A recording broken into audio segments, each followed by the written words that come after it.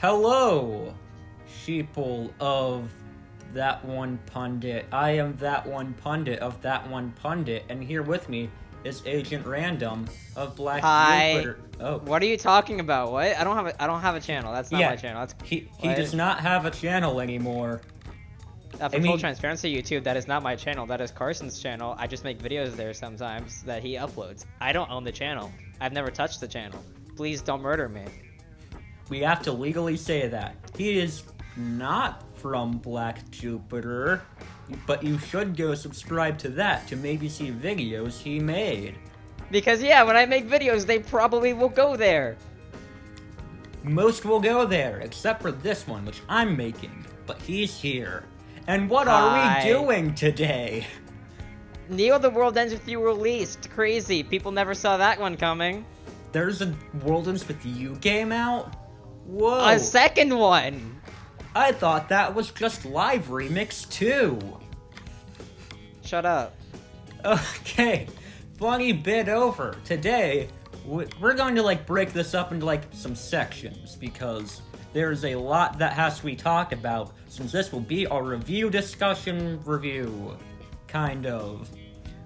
And we're going to get the boring ones out of the way, being, first up, gameplay.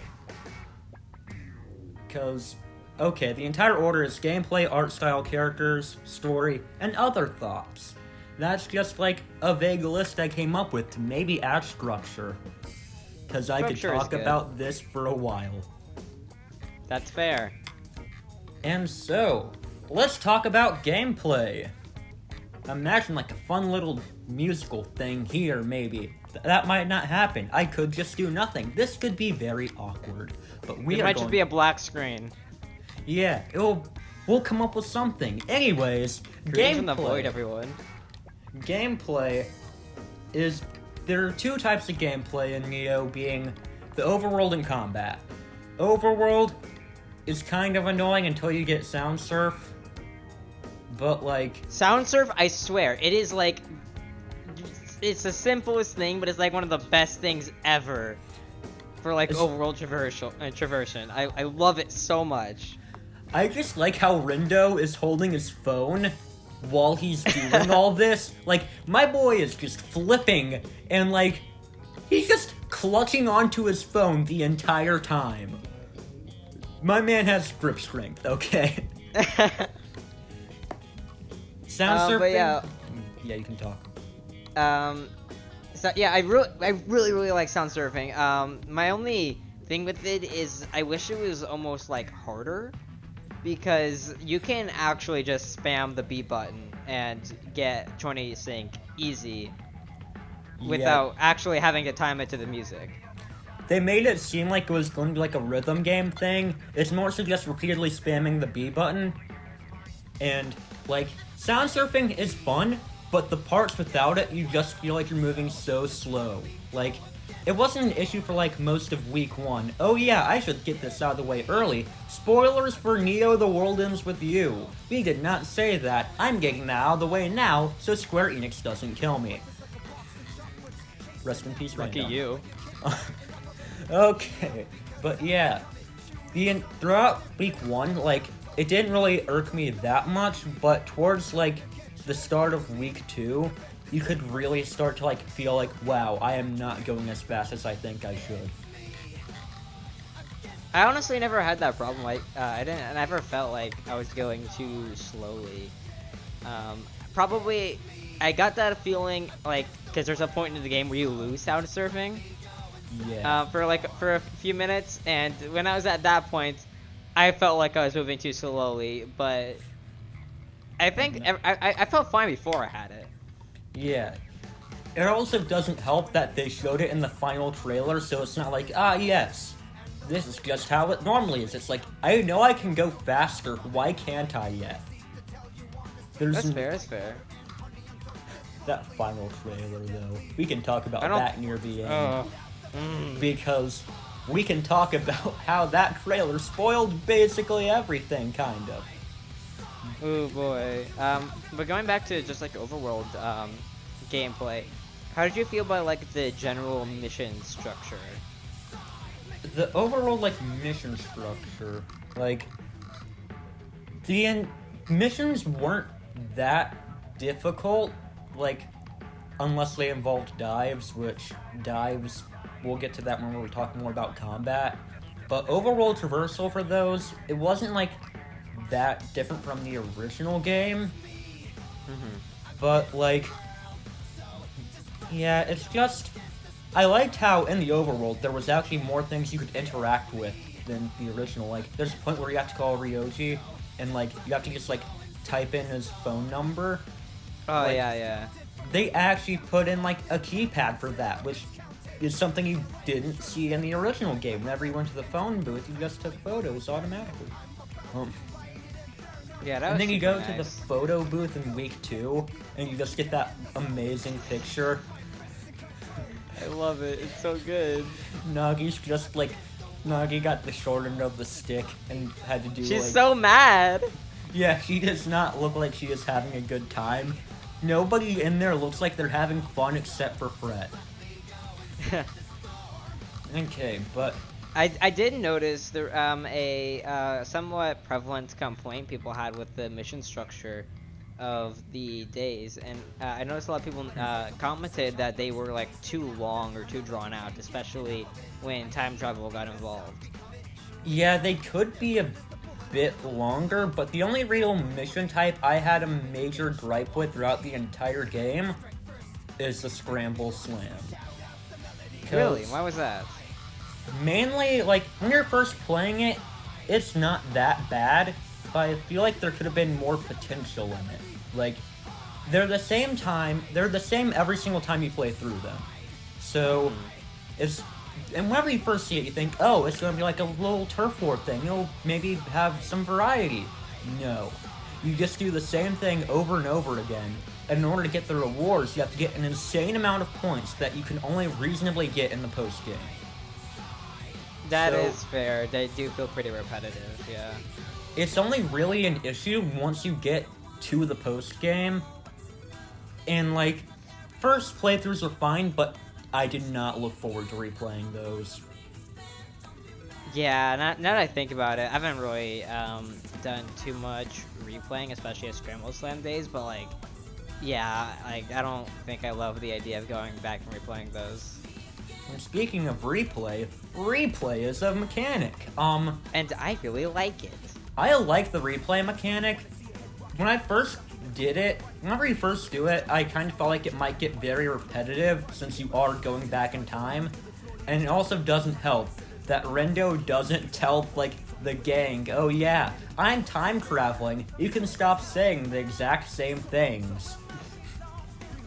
It's like to help I understand why they do that. They're like, oh yeah, we need to make sure you get that this Wait, is Pundit, time I know you're traveling. about to make like a really good point there, but like you already said that earlier. I time traveled back here, and like you don't need to repeat yourself. Wait a minute. But yeah, it's just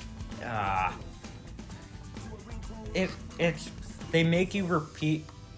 It's only really an issue early on because it's just like the same thing over and over again, and then you just need to wait for Rando to like burst in and be like, "Hey, wait a minute! Here's what we're going to do now."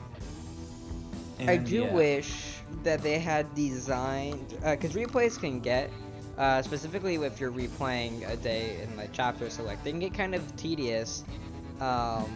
With you like having to do every little thing. I wish it had been designed so that if you had already played the game, you knew exactly what choices to make, what things you needed to get done in order to make the plot move forward. And they had like written things and designed things so that if you wanted to finish that as efficiently as possible, you were able to if you understood what was happening. Yeah, it also replay is fine. Like, it's not the worst, like, special ability, but I like it. As a concept, I think it's really amazing, and a lot of the time, it's super fun to use, and I really like going through each of the days, like, little details and picking them apart and seeing all the different ways they can play out. And then you have, like, just the phenomenal Week 3, Day 3, where they just immediately start you in replay. Yeah, that was... And have you slowly, like, backwards figure everything out. It's so good. That was a fun use of it. Let's just talk about the other major overworld gameplay mechanics abilities that the team has, and that is Fret's Remind. We gotta talk about Fret's Remind because it's like overworld. It's kind of related to overworld gameplay, and honestly, it can be kind of annoying at times because you just feel like you're so close but not you feel like you're so close but not quite there, and that's those are annoying, but it's not, it's like it's on the tip of your tongue, but it's gameplay. Basically, yeah. But those Remind images are amazing. Oh, I swear, they're the funniest thing ever. I can't even pinpoint one in particular. They're all just so good. There's one where Ryoji just has a flower in his mouth.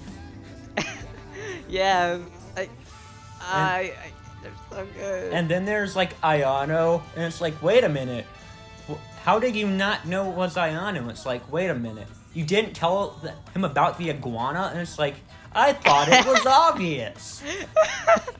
They never address that freaking iguana, and I love it. I know some people really struggled with Remind. I personally didn't.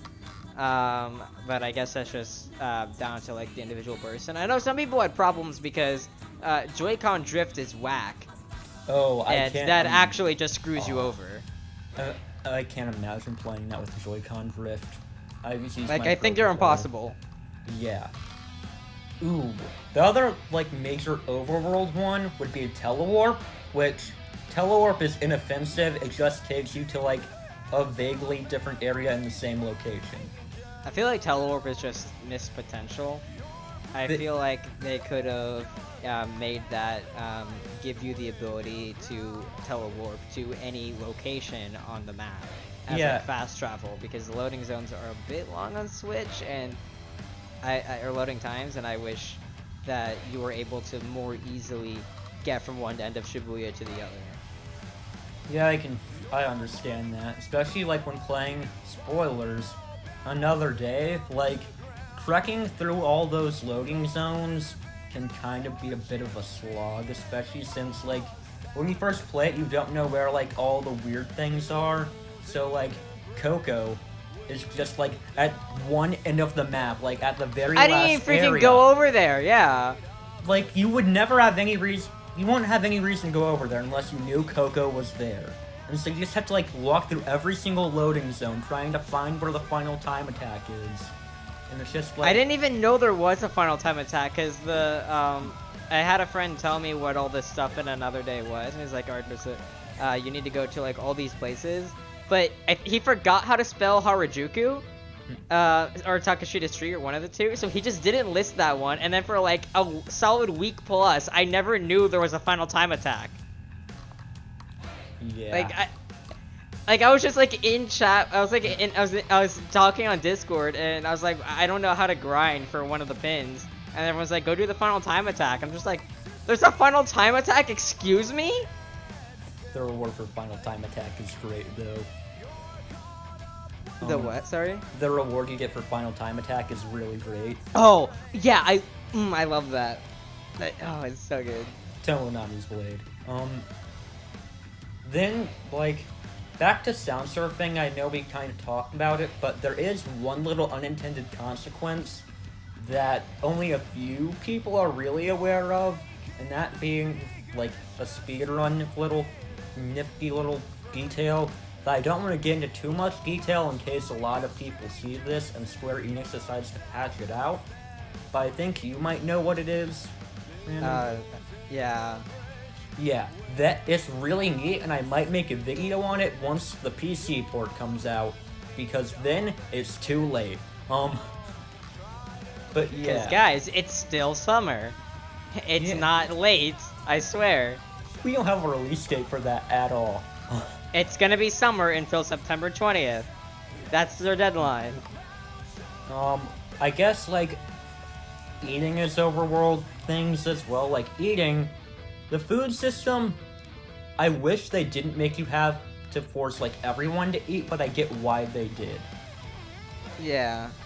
Because, like, once you start maxing out stats, it's just, like, wasting metabolism. Like, you're just, like, filling up a bunch of space that you wouldn't need to fill because everyone else has their stats maxed out. I know that because I literally finished maxing stats today. Dang. Question. Since you've apparently been grinding food, have you ever gotten drop rate boosts from food? Yeah, and I don't know, like, that's just, like, a weird thing that happens, and I know very little about it, like, I don't understand it. It just happens whenever you get, like, a tasty bonus, but that's it, and I'm not sure how you can really tell if it's, like, how much it can stack, I don't know, so that's just someone said annoying. that it stacks to, like, 15 or maybe 20. Per character, or just in general? Oh, shoot, that I don't know. Because it happens on, like, random characters. Also, canned air. There's just canned air. I like that. No stat buffs, except it just gives you 15 style. Yeah. And it has, like, it's, like, low metabolism, but I don't think it's, like, as low as coffee. That's some dense air, I guess. the fresh Shibuya air. It's from the Lorax, O'Hare's air. That's what that is. The Lorax. Oh. I guess while we're talking about, like, eating, we should also talk about shops. This will probably be the last thing for, like, Overworld before we get into combat, and then we get into, like, all the other stuff. So, like, the shops, Black Honey Chili Cookie, I hope I said that right. It's just a real brand. That's real just... brand, real guy that he's their designer, real prices for the real items. And they didn't include Joe's coat, even though it's a real thing. That's kind of messed up. Where are my cosplay outfits in this game? There's like a couple, but I want clothes for everyone. Yeah, like, the original game did that really well. It's like you have like characters' clothes like in the shops, but you only have like a few of those in Neo. Yeah, just a shame. It's just like a small little gripe. But like the shops, I like the shopkeepers. Tony has 2. Yeah, I like them. They're really like creepy, but I like them a lot. Just every shopkeeper in this series is like the most charming people ever. My dog is barking. And like, okay, now this is very important. When you tell me there's gonna be a World Ends With You sequel, there's a few expectations that I have that need to happen. And usually on my list of expectations is I need to see the Sunshine Girl again. I need to see Sunshine the restaurant again. Yes. Sunshine is not in Neo. Instead, we got Justice Burger. I was fully prepared to hate that shop forever. And yet somehow they made the Justice Girl and Justice Burger as a whole just as charming as Sunshine, and that is no easy feat because like Sunshine has bias for being the first one. Yeah, and like it's the first shop you actually like enter in Neo. Like it's like, oh, we should go eat here, I think. And like you just hear for justice, and it's like, wait a minute, what? They speak now? And apparently, if you read her like little bio, it says the shopkeeper for it, she comes up with all the, like their little catchphrases. I know. I love it so much. We might be getting into characters territory, but Juke's shopkeeper, he's back. He came back. That was just like so unexpected, but I'm so happy because he's the one that everyone knows because he looks like the Persona protagonist from 2. Oh, he does. I didn't know that. He just looks a lot like that dude, and so people like know him the most. And so it's like, wait a minute, he's back! And he raps. I'm not sure if he did that in the original. He did that in the original. Yeah. I didn't really pay attention to what he said in the original because I was just grinding his friendship up to max and never read any of his stuff. But I was like, wait a minute, is this dude rhyming? Yeah, I honestly, I feel like he rapped more in the original than in Neo. I think he toned it down a bit for Neo. But it helps that like his like the other Juke's employees are just there, and they're like, I can rap too, and he cannot rap. Like there's one dive where he's like, I can rap, guys, and he's like, and it's just like, just starts beatboxing, and it's like, oh, it's green, that means he's happy. And then it just immediately goes into red. It's like, I'm a failure, and it's like, oh, fun. I love it. I'm trying to think of any other shopkeepers that I just like fell in love with. The Gato Nero shopkeeper was a missed opportunity, but I'm okay with that because like she's fun. She's very fine. Nice, but like we wanted Aerie. Yeah. Okay, like, I remember. I'll talk more about like what I wanted for Aerie in characters, but yeah. I will just say this. So I'll talk about it in characters, never mind. But speaking of dives, it's time to get on to combat. Combat Onward is fun. we dive! Sally forth! So, combat is fun, and, like, hectic and combo-based. That's the basic gist of it. Like, I wish you could, like, essentially, each attack is on a certain button of your controller, and each character is assigned a button. So you just control them all, and your teammates can take damage, which is kind of stupid since you can't control all of them at once, but whatever.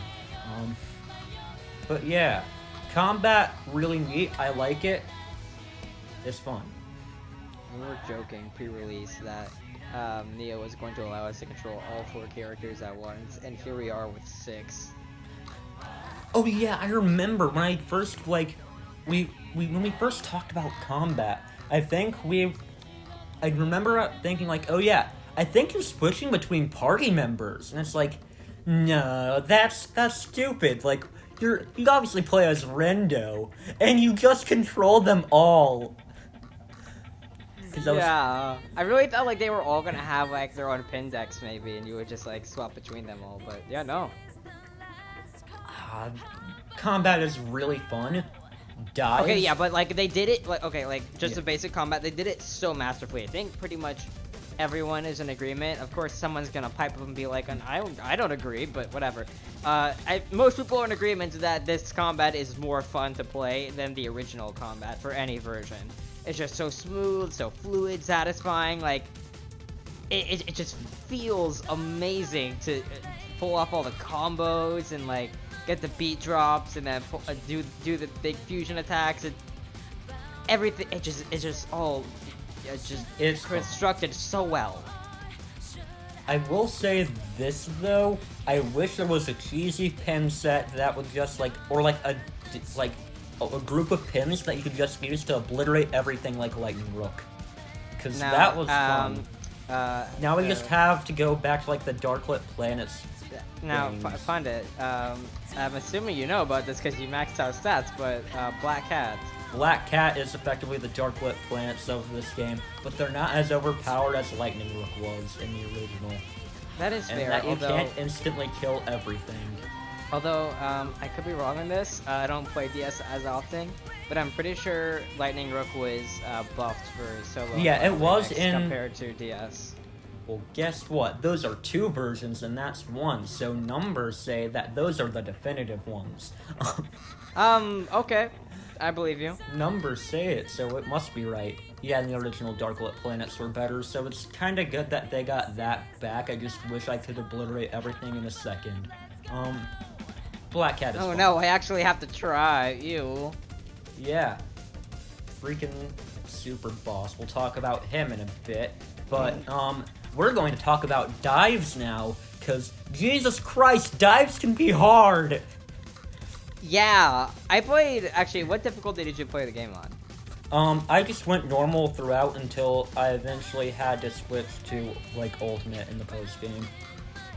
I played most of the game on hard, until, towards the end of week 3, when I reached a few certain bosses. I think people will know which ones, where I went to normal. But so that meant I played just about every dive first time on hard, and holy freak, I got my butt kicked. Really? Okay, so in Final Remix you had a new day, which had battle-like modifiers, and it's like, oh, these are a neat concept. I hope they get brought back in Neo with a bit more refinement, aka no Raven Ball. And we Raven Ball. We didn't get 2018. Good news is we didn't get Raven Ball back. Bad news is we got Attack Up, and Attack Up just makes everything like one-shot you. Yeah. I'm looking at you like another day dive, freaking T-Rex. I can't even, I don't even know, like, there's a noise to pinpoint, and, like, this is almost for the game as a whole. Oh, the noise in this game are out for blood. Like, scorpions will just snipe you from across the map. Chameleons will do that on top of being invisible, and you don't even see it coming if you're not paying attention for little reticle. Wolves just zoom at you multiple times in a row. You're trying to charge a pin, that Raven decides that you need to get grabbed. It's like, I never thought in a World Ends With You game I would be happy to see a frog late game. Flashbacks. Rest in peace, Griffin Frog. Nobody missed you. So, like, At least we didn't get any bad enemies this time around. So, there's a point where Rando gets trapped in the little stage area at East, and I was so ready. I'm like, oh, if we see a bat, Pundit's just gonna like have a seizure. I was going to, if I was like, oh god, please don't, please no, don't make me. Bats give me trauma, but at least they have good music. And Rando would be by himself because so it's a solo run. Can you even get solo wins in this game? I'm not sure. I don't think they have like that little like card system from the original. Yeah. And it would be kind of annoying because each player controls like one button, so you'd just be smashing one button the entire time. It would not be fun. So that's why Neo solo run will probably never happen. Instead of damage list would happen. At least not on your channel. I could certainly try. Rando only run, you just spam Y the entire time. Yes. But, okay, what's like... Okay, should we talk about bosses that aren't like character-themed ones that would pop up later in the game? So just like really neat bosses that aren't enemies, that aren't like Cantus forms. Oh yeah, I thought of a thing related to dives, and you know how like the big noise are purple? Yeah. And like one of the first things you fight is a bird, and you're just like, wait a minute, this looks familiar. Hello, I am back. I don't know what happened to my earbuds. What? Oh, okay. What was the last thing you heard? You were talking about Big Purple Bird, and I was being stupid and not knowing what Big Purple Bird meant. Please tell me what it means. So, Cornix Canor from the first game. Oh, okay. Is a big purple bird, and what's like one of the first gigantic noise you face? A bird, and it's purple, and it's like, wait a minute, is this what I think it is? No, it's not. But I feel like they knew what they were doing. No, you see, it's very different. You can hit anywhere on its body and deal damage this time. I hate those janky hitboxes so much. Now let's talk about the random noise bosses, because they made those, alright? Whenever you first fight the chameleon, it's a boss. And can I just say, whenever you first encounter a chameleon, you are very confused. Yeah. Because it's like, I can't lock onto this dude. What am I meant to do? The answer is nothing until he becomes visible. It's just like, the noise in this game are really neat. Like, I like their designs. Like, especially like, we got pufferfish noise, which can be kind of annoying, but they're fun. Chameleons, I feel like they had a missed opportunity with Ayano's iguana to make it a chameleon noise. I thought that was going to happen. I was wrong. Okay, actually, I want to point out something. I noticed it's dipping into characters noise forms a bit, but Ayano's noise form is like this like multicolored, a human-like figure. I think it's yeah, human-like figure with like lipstick and whatever. And I remember when I first saw that in trailers, I thought that was gonna be Kanon's noise form because it matched her colors a bit. Had the lipstick, which is the logo of the Varia Beauties. According to the art book, Kanon and Ayano had their designs swapped mid-development. Yeah. So I'm thinking, like let's put the tinfoil hats on for a second. Maybe they swapped their designs, but not their noise forms. Kanon was meant to be a Reaper originally, which is like really neat, and we got to see some of that in the art things that apparently Square Enix doesn't want people seeing without paying for it. So imagine it. So yeah, like it might. That's plausible actually. Isn't it Iris? Iris Cantus, I believe, is her name. Yeah. I don't think that's reference to animals. I think that's reference to flowers. Alright, I'm about to do the biggest friendo moment. I'm going to go to Google. Yes. I'm going to pull up Google Translate. And I'm gonna see if this translates it. It's just Iris. So it's probably like a flower reference. Yeah, it doesn't translate. Because it is like a giant flower, a poisonous flower. But we'll talk about that a bit later. Yeah. So, any other like major gameplay things besides it's fun? Sort of, yes. I talked about this in my video, but it ties more into characters than gameplay, frankly. So we can just move on. Yeah. And now time for a section that will probably be really short, but entertaining. Art style. It's good. It's the World Entity. What'd you expect? Like they were able to get like everything in 3D and make it work really well, which is like in the original in the anime, people like complained about the noise being 3D models since it didn't really mesh well with like the 2D, and so it was just like a really awkward combination. It wasn't that big of a deal, but it was just like kind of annoying. Your microphone is like stuttering a lot. Okay. Is it better now, or? It is not. I'm gonna unplug and plug it again.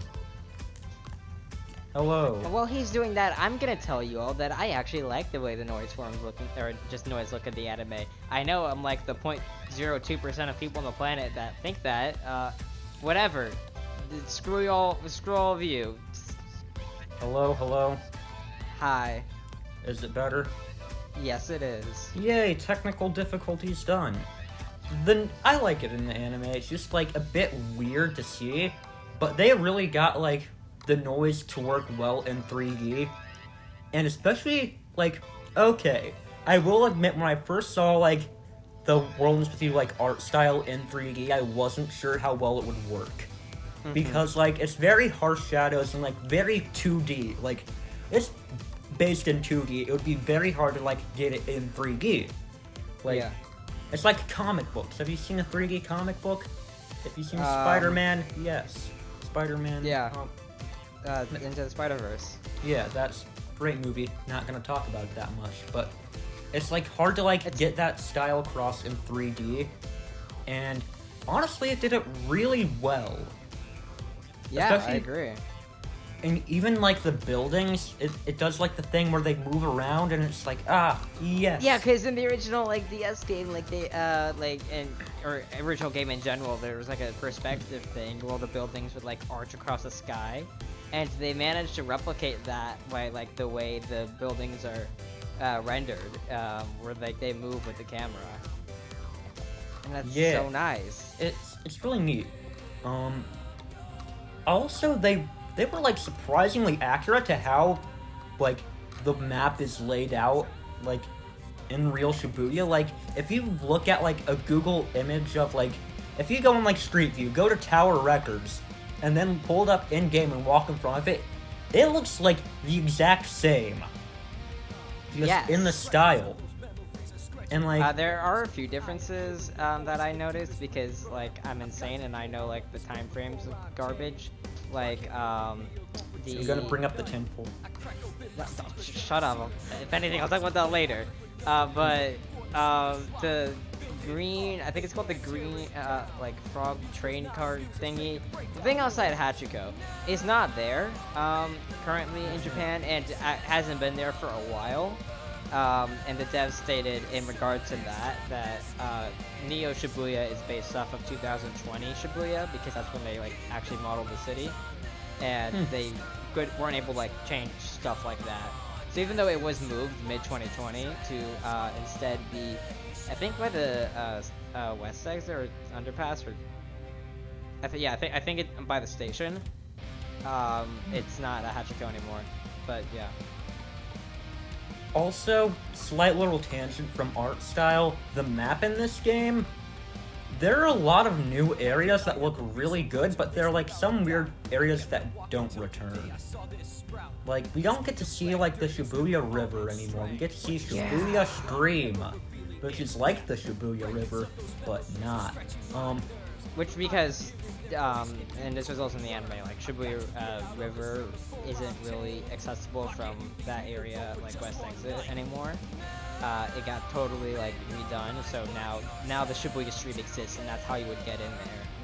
And that's why, like, even in the anime, the location of the Dead God's Pad is just an entirely different part of Shibuya.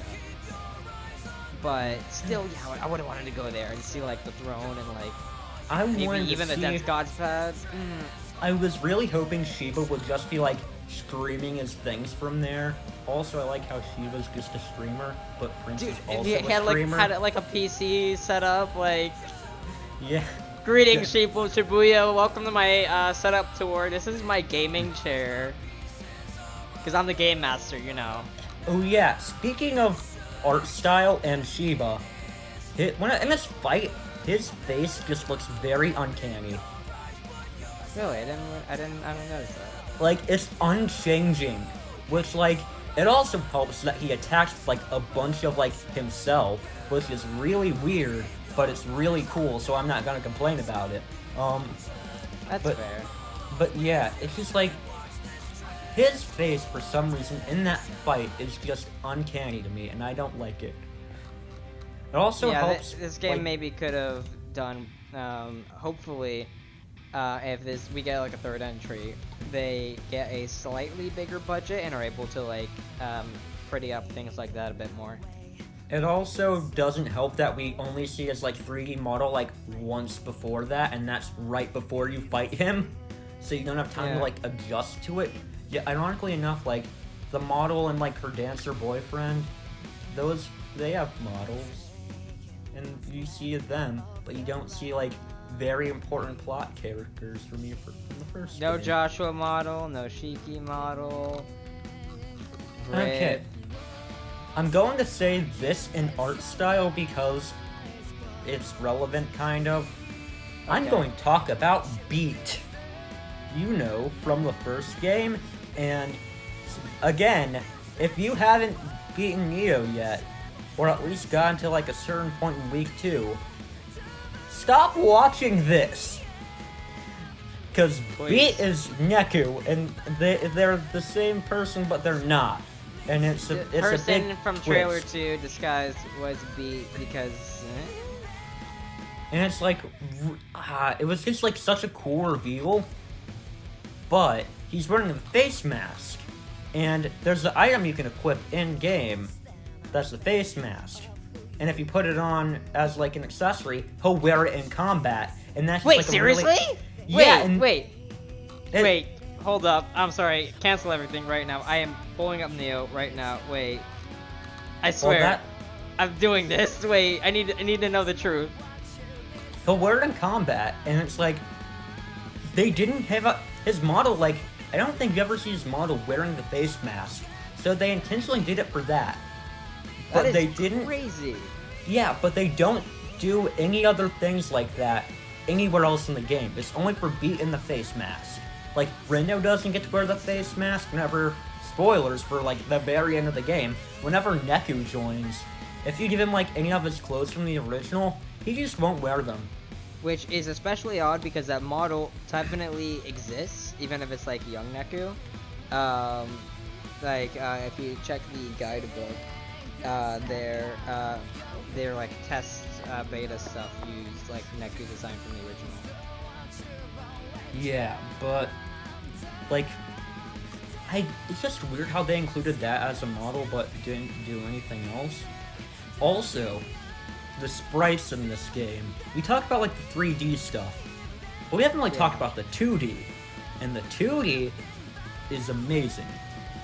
Like my biggest there was like a small issue in like the I'm dying. There was like a slight issue in the original game where you just see like the same sprites over and over again, and there wasn't really much diversity. Like, it wasn't that bad. Calling that an it's issue is a stretch. I don't think I've seen anyone like complain about it. Yeah, it's especially like because it was a DS game. Holy frick, you're right. Sorry, I just got in the battle of B with a face mask. That's amazing, and I love it. Okay. Yeah, it's putting really Neo down now. It's just like a very like minor gripe that people might have had, but it's like not that big of a deal since it's a shorter game than Neo. Since Neo was a lot longer. And it's on console. It blows it out of the water with like all the sprites that they have, because they have like so many. It's pretty much every character in the main cast has like a set of sprites that are only used for like very specific like scenes, like the Rando ape scene. Like they used that once, and then never again. It was so good. And, yes. Like there's so many. Also, not to mention like the character portraits are really expressive. Like Nagi is just her character portraits are great. Also, her shirt changes whenever you eat certain types of food. Like the lettering. Of course, Nagi gets the magic shirt. That's her real latent ability. It's magic shirt. We can talk about latent abilities in certain characters towards the character section, because I have a complaint about that. Oh boy. Interesting. And speaking of characters, should we move over to that? Because I don't think we can say much more about the art style besides it's good. Alright, real quick, real tiny thing. I don't even know how feasible this would be, because if you actually do compare the sprites of Neo to the sprites of the original game, they are done slightly differently, and this is also something people pointed out from a New Day, that you could very easily tell which sprites were new to Final Remix and which weren't, because the art styles weren't one-to-one.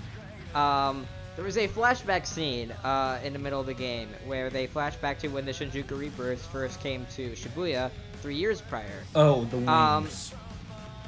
No, not the wigs. It's Kari and Izuki. This should have happened like what, a couple days at most after A New Day, because A New Day was according to the devs 3 years prior to Neo. Kari and Izuki should have had their original designs. I wish they did. I just like to imagine that immediately after like the first Reapers game ended, they were just like, okay, let's go shopping for new outfits. Everyone is dead. Maybe, okay. You know, I'll live with that. All right, fine. You won me over. It's like, oh yeah, literally everyone around us is dead and or missing, so looks like we gotta update our outfits. Like, right. Neku is just wearing Gato Nero, and they're like, oh yeah, that's Gato Nero. And he's like, what? And then they never address how he got it. Headcanon, Coco bought it for him, but that's like the 8th outfit that she got for him, because the first 7 were just too kawaii for him. I just want to see Neku wearing Coco's original clothes now. Oh, what the frick? I want the bear hoodie on Neku. This has been a mess, but let's get on to section 3. Characters. Because this will be important along with, like, story, because these are the ones that people actually care about, really. They're not like, oh yeah, did you know the buildings shift around? Nah. They want to hear our thoughts about the characters, and there are a lot of them. Oh boy, okay, you can start with this. I feel like we have to talk about our protagonist first. Rando. I like Rando. He's cool. Yeah. Is that all you gotta say? Well, there's more to say, but I want to hear your basic thoughts so we can dive into Rando as a whole. Alright.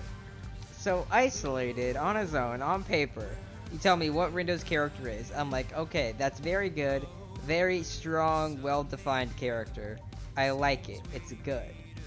However, when you say he is the protagonist of the World Ends With You sequel, that's when he begins to feel underwhelming. Because Neku was not just a good character.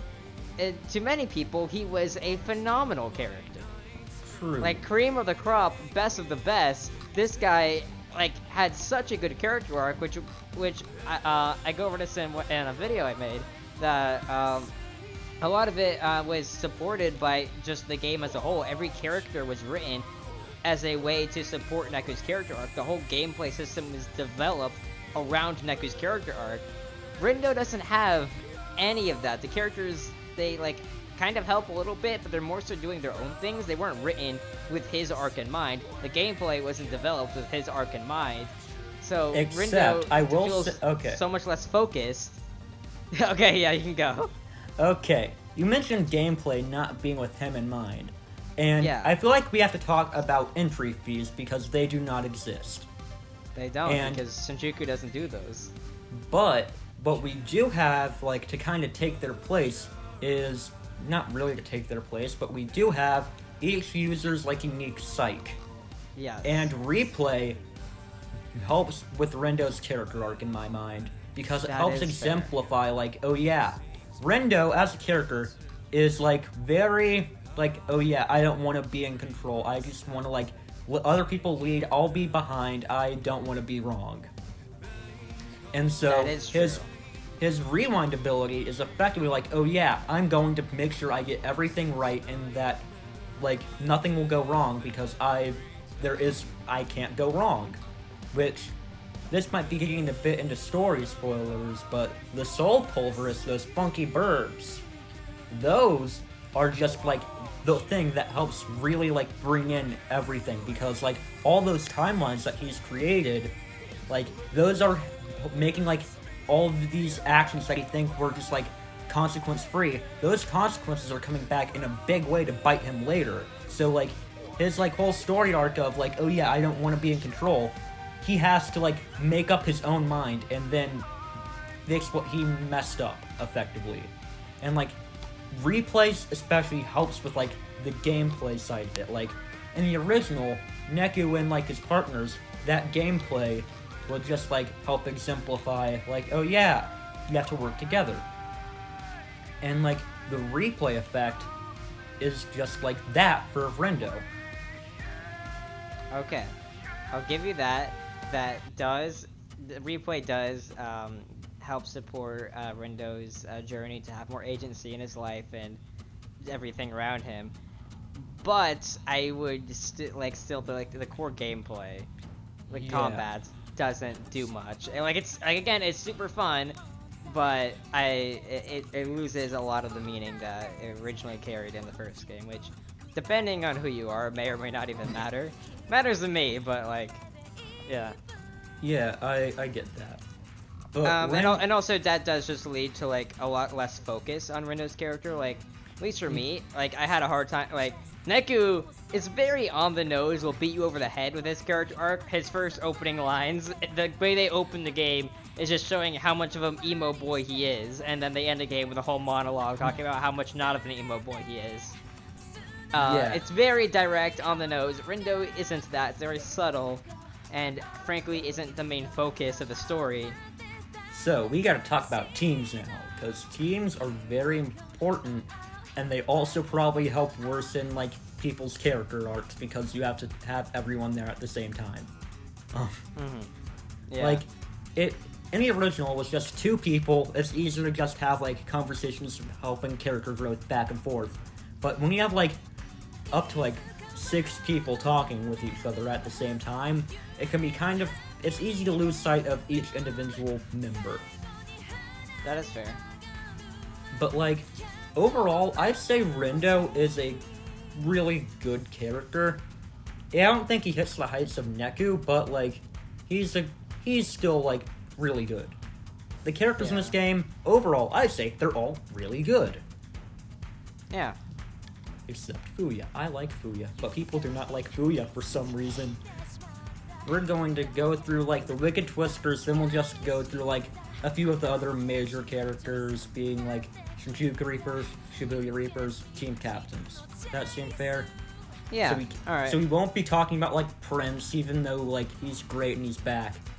But mainly because this will be a long time. We should talk about I know this might elongate things, but maybe we should talk about certain Angel Boys and returning characters. Oh, we gotta talk about them, but like we're not gonna talk about like Iryu, no, or like MKN or whatever, however you pronounce it. Like, I'm gonna talk about the Croaky Panic shopkeeper because she is fun and her item descriptions are just her like rambling, and that's great. That's all I'm gonna say about the Croaky Panic shopkeeper. We don't need to talk about them for that long. But the Wicked Twisters. The Wicked Twisters. Moving on to the second one. Let's talk about Hanakoma. I really thought he had a pretty good. I really liked Hanakoma's character arc in this game. I thought he provided a really nice best friend type to Rando. And okay, I'll drop the act. Okay, Fret. Fret's fun, and Fred is not Hanakoma, y'all. Hanakoma is in this game, technically. But he's not Fred, or is he? We don't see them in the same room ever, and frick. Okay, like, look, y'all. No, I don't. It's not really existent on the internet anymore. But I had a theory for forever, like since like the first discussion Pundit and I ever did back on a dead channel, that Fred and Hanakoma have the same vest, exactly, like down to the buckle on the back. It's the same flipping vest. I was like, ooh, what if they were like the same person somehow? And then, like, as I play through this game, I find so many more details that, like, link them together down to, like, Fret likes coffee. Fret goes to Cat Street and he's like, oh, this looks like a good place to work, maybe, hee. Fret just, like, gets really quiet whenever they talk about Cat. Fret, like, I swear. Fret, like, okay, on the, like, little character, web thingy, the social network, you can unlock the difficulties on there. Minami Moto unlocks the hard difficulty, which is the same exact thing that his sticker did in the original. Fret unlocks the easy difficulty, which is what Hanekoma's sticker did in the original. I swear, I'm like, there's like a ridiculous amount of connections between these two characters, and I don't know what any of it means. This has kept me awake for several nights in a row. Please, Pundit, save me. So, Fret's character arc is, oh yeah, I'm Fret. I'm the fun, charismatic sidekick. There's no depth to me, or is there? And he's like, I don't take anything seriously. And it takes Canon, like Fret and Canon as like a dynamic. They are very important to each other. Like, because Canon helps Fret realize that, oh yeah, he can't just be, he has to be genuine. And that's like an important thing for Fret. And it would help if he could remind himself of that. Yep. He wants to forget, but he has the ability to remind. Game theory. I like that. Dude, I like that.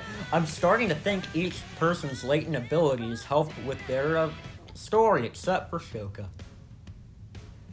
Well, Shoka wants to be free and teleports away. That's not her character arc.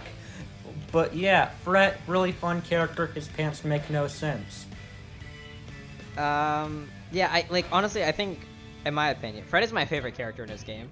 Not just because he's given me endless Hanekoma speculation, but I think he has probably the most defined character arc in this game.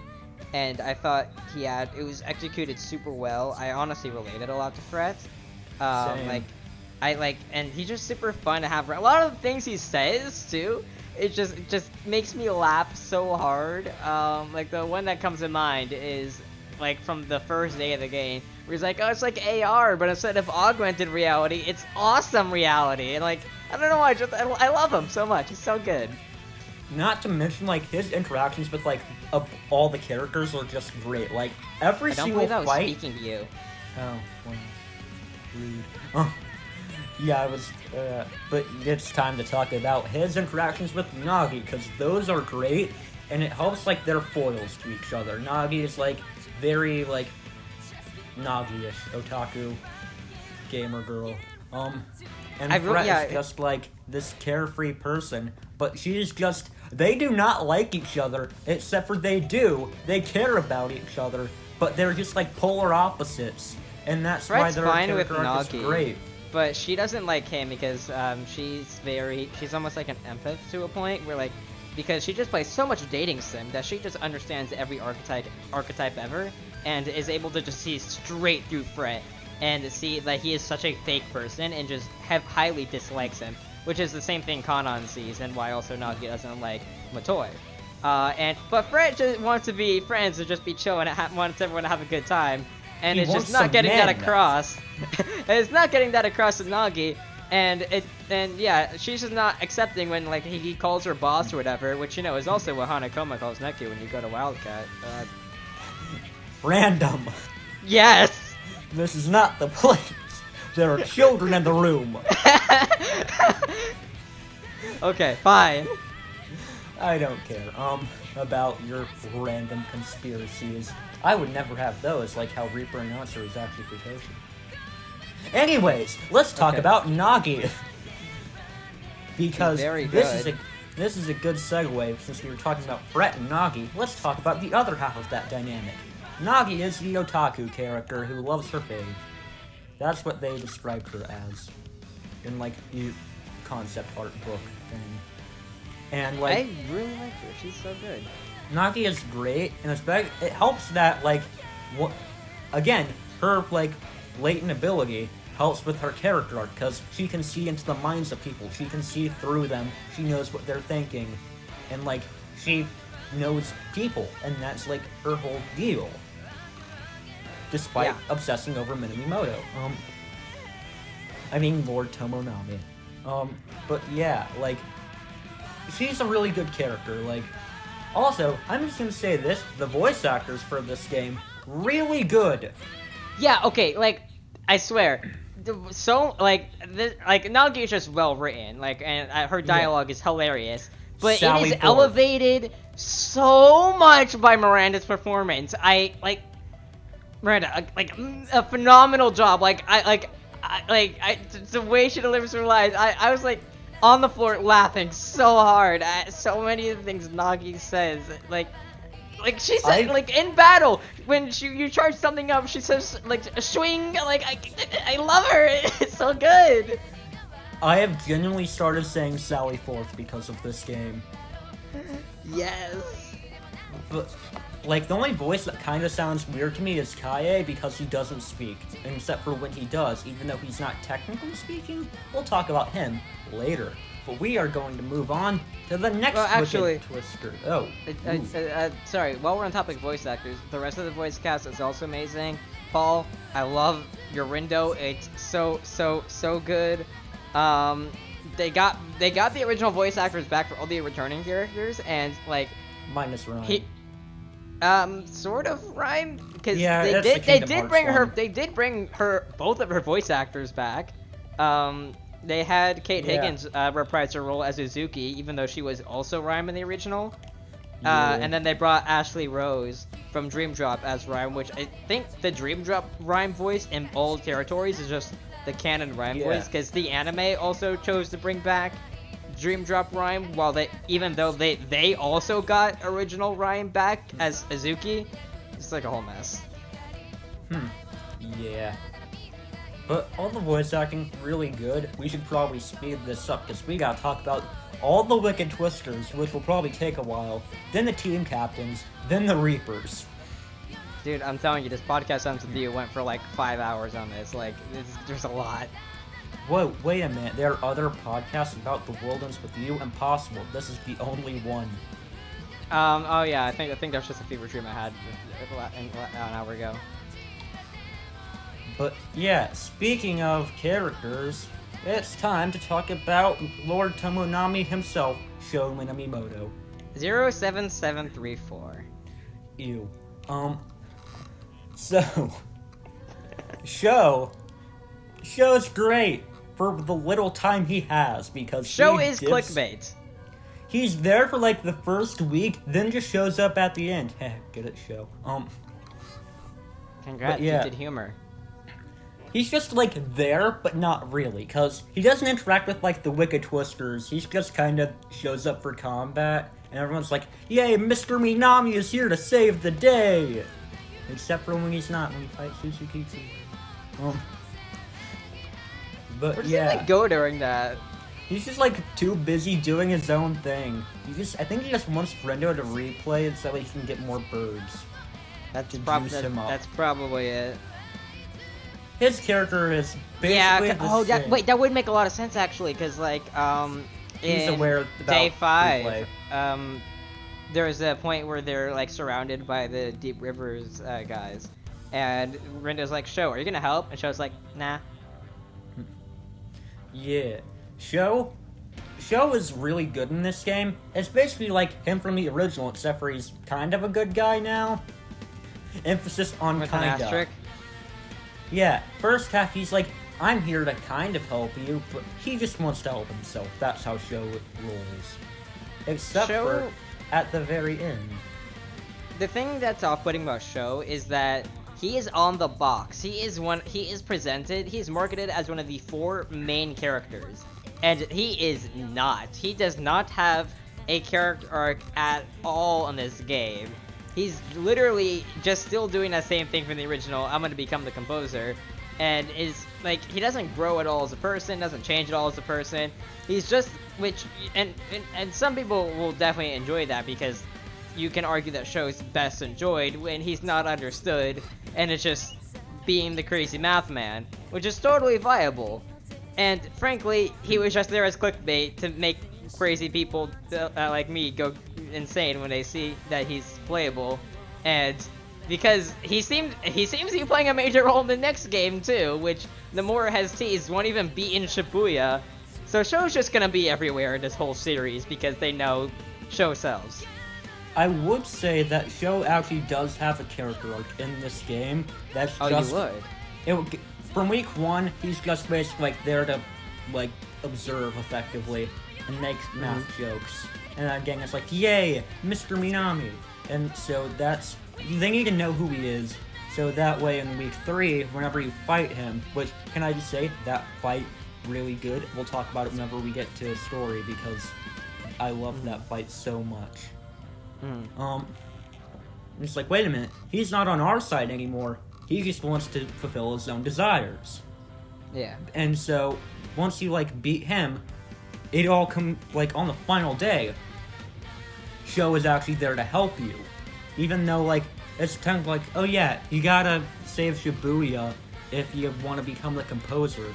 But, like, it's obviously, he's there to help. He's changed a little bit. He's like, I am here to help. It's like a very small character growth. He wants to help. I think for like the entire game, he's willing to help other people if it accomplishes his own goal that he himself has. Oh, obviously. Like, that's why he helped the Wicked Twisters for the entirety of week 1. I don't feel like him helping everyone at the end of the game when the place that he wants to rule is about to not exist, and helping them is the only way to make that not happen. May I point out, the end of the original game, he is there to trying to kill, like, the composer, even though, literally, he knows the composer is going to, like, try and destroy Shibuya. Like, yeah, killing the composer would solve that problem. That's why, like, Hanakoma gave him taboo powers. I mean, Fred. I feel like he genuinely wants to help out. Like, if he really wanted to do his own thing, he could have just crunched up more birds and, like, did it that way. But that didn't work out because the Wicked Twisters beat him, aka Neko. They can just kind of swoop him as, like, no you. And so... although I do think the crunching up birds, that did wind up playing a pretty key role in Another Day. Or at least Another Day Secret Ending. Because, like, once he realizes that that's not an option anymore, like, he can't just juice himself up with birds to, like, become... Like, okay, you have to also consider, at the end he's like, oh yeah, a variable has been revealed, the composer, so, like, he wasn't doing that to, like, he didn't even know where the composer was. He didn't know the composer was doing anything. So, like, he wasn't just doing this to become the composer the entire time. I think, like, he might have grown, like, a little bit. Because, like, he decided to help out. You see him, like, defend Koki. And it's like, oh, did he really have to do that? No. He could have just let Koki die. But no, he's there to... If you say so. It's just, like, a small thing, like, really. Sho is still overall the same guy, it's just he might have changed a little bit. Except now he is owned by a 9-year-old. I'm sorry, did I say 9-year-old? I meant 19-year-old. Oh, we'll talk about Coco in a bit, because I like Coco. But yeah, the next Wicked Twister, Beat! We've talked about him already, but we haven't. I don't know if I've... Okay. Actually, I think I do have something to add here. Now, earlier in development, at like the start of development, Beat was written to have himself disguised as Neku, which is why he has the headphones and like that whole plot twist happens. As it is now, it's more of a, I got dressed this morning and I happen to look kind of like Neku, and then I almost got executed in the street for it. He got yanked into the UG, and it's like, oh, wait a minute, I'm here. Yeah. That's neat. I can do sound surfing now. I don't like how he has his headphones. Like, it looks cool, but the headphones previously symbolized like a lot in this series. For a character that is returning and was close friends with the character that it symbolizes stuff for, it feels wrong for him to have the headphones. Like, you can make the argument that it's like an homage or memory to Neku, but like, I don't like. What if he just wanted to go out and listen to some tunes when he got yanked into the UG, and it's like, oh man, gotta stop playing Game Over. Looks like it's time for me to kill some Reapers. Instead of you don't kill Reapers until way later. Yeah, it's mostly you not doing the killing. It's Shiba. So, Beat, he's really fun in this game though. I like Beat. It's like same old Beat. At certain, like, he feels like he has to take care of the party, and that doesn't help Rando grow, because, like, he's like, oh, Beat will take the lead. And that's like, no, you have to take the lead. You are the leader. You are the leader of Rando's group. And, like, Beat's still Beat. Like, he's great. We all love him. What else is there to say? We already know Beat. He's in the game. We can move on. Yeah. And let's talk about the next Wicked Twister. Shoka, my second favorite character. Or should I say, Swallow? I had this spoiled before release, and I was like, when are they going to reveal this? Jesus. And then they reveal it at the very end of the game. It's like, first of all, why did it how did you take get that so spoiled long? for you? We put spoilers in, like, the mod spoiler chat when that was still a thing, because we needed to make sure we could moderate them. And, like, people were just joking in there before, and so I clicked one, it was like, Swallow is Shoka, and it's like, wait a minute, no! Oh, dang, yeah, as soon as I saw that people were putting Neo stuff in there, I muted that, and, like, not long after, I just, like, fled the server. Yeah, fair. So, Shoka, really good character, doesn't even matter that you know her identity, because it doesn't really change much, still an amazing character, love Shoka. She's so entertaining, and also she has like freaking like growth as a person, where like she like grows like more attached to Rando, and like it's great, and she like distances herself from the Reaper. Like it's so good. I love her. She's amazing. If the dynamic is Fret and Nagi to act like each other's foil, Shoka is Rendo's foil, but not really, because they antagonize each other a lot. They're like, oh yeah, you're getting our way, aren't you? And it's like, nah, she's here to help, but she can't say it because she's prideful. Yeah. And that's why her ability, Telewarp, no. Telewarp does nothing. Also, I wanted to say this when we talk about Sho just has no ability. Yeah. It makes sense why he doesn't. Yeah, but literally everyone else does. No. Not really. The only characters that do... Actually, Shoka doesn't have a late ability either. Yeah, it's Axis one. It's just it uses they the have effect, like but a gameplay mechanic, and like Neku's is kind of like opening people's minds very well, but we don't really physically get to do that. There's just no gameplay. It's more bonus so a to- unique ability, like than a quote-unquote latent ability. Like the. I only get four of them. why they didn't give Sho a unique ability. It's because he disappears like early on, but He's also dead. yeah, but like Only the non-dead ones get it. in the anime, they're like, I have used my ability, revive, and it's like, wait a minute, is that his ability? Can he just revive using taboo signals? Or can anyone do it? And I was like, wait a minute, that's new in the anime. And then I was like, maybe they'll use it in the game. They did not use it in the game. Most of things in the anime don't get used in the game. Except for that graffiti at the end, which I liked. I liked that little detail in Nuagawa. Yeah. I'm just like, oh, yay. It's like the anime. It's a nice little reference. Yeah.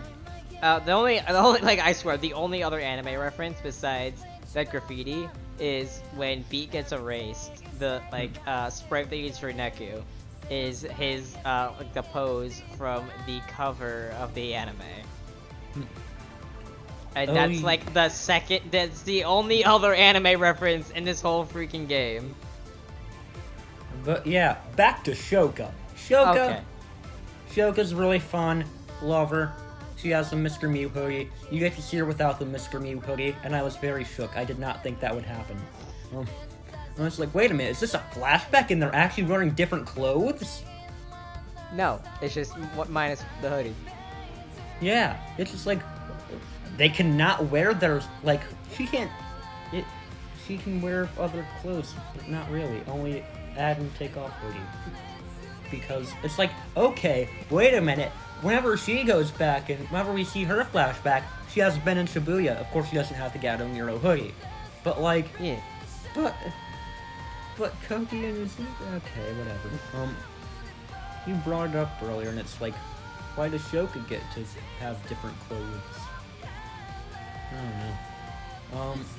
But yeah, Shoka, really fun, love her. No, wait, no, because for Korya, it was very important that instead of giving him dynamic outfits, he had dynamic lollipop. Yeah, that lollipop changed a lot. Blue And- lollipop. Ooh, yeah, that was neat. Cardia poggers. So, I think that leaves one Wicked Twister left, and it's the big man himself. We've talked about him a bit earlier. Neku. He can open up people's minds and has no gameplay benefits. He's there. Like, he Which just I kind of shows up like. at the end. Like, it's cool that he's here, but, like, he doesn't really do much. Like, I remember when we first heard about a TWEWY sequel, I was like, oh, I want Neku to be like the Mr. Hanekoma of this game, being an advice giver. And he kind of does that, which I like. But he doesn't do it as much as who is Hanekoma. No. I do like that Neku has a pretty minimal role. Yeah. Because he had his screen time in the first game. They even outright say this in Another Day, that they should just give more focus to the new people than Neku and just be happy that they're here. Yeah, Neku, he's fun. Has a redesign. Redesign is so freaking good. Yeah. Yeah, really like Neku in the game. He's a bit more bland than like the original, but that's understandable. He hasn't he's not angsty emo anymore. He's just a normal guy. Why would he be like, I can't be all edgy anymore? He's not edgy anymore, so you don't. He's expect very it. calm and collected, and I Yeah. like that. Like, it's so different to original Neku, and I almost wanna see what would happen if it's some crazy timeline where Rando gets busted replay, and he goes all the way back to the original game, and Neku's there, and you see old Neku and Neo Neku in the same place, and it would just be such a dynamic. I'd love it. Okay, I think we're done talking about the Wicked Twisters. Now here's where we have an option. Do we talk about the team leaders, or do we talk about the smaller returning characters then go to team leaders? Small team leaders hit this feel. I thought we weren't talking about smaller returning characters. But Kendall is back. Cool. Prince, cool. That's about it. Yeah, I don't really have much to say on them. Yeah, they're back. That's a neat little detail. So I feel like that one Kendoi guy in the comments would be like, you didn't talk about Kendoi. It's like, we love Kendoi. What else is there to add? Ryoji, pretty neat. He's like a con artist. Because he is. No Futoshi. I mean, he is there as Reaper commentator, but like, since he is a Reaper, there is that one thought fragment that references Futoshi. Yeah. But rest in peace, Makoto. Rest in peace, Shooter. Yeah, it they hurts referenced my Tintin soul. a lot.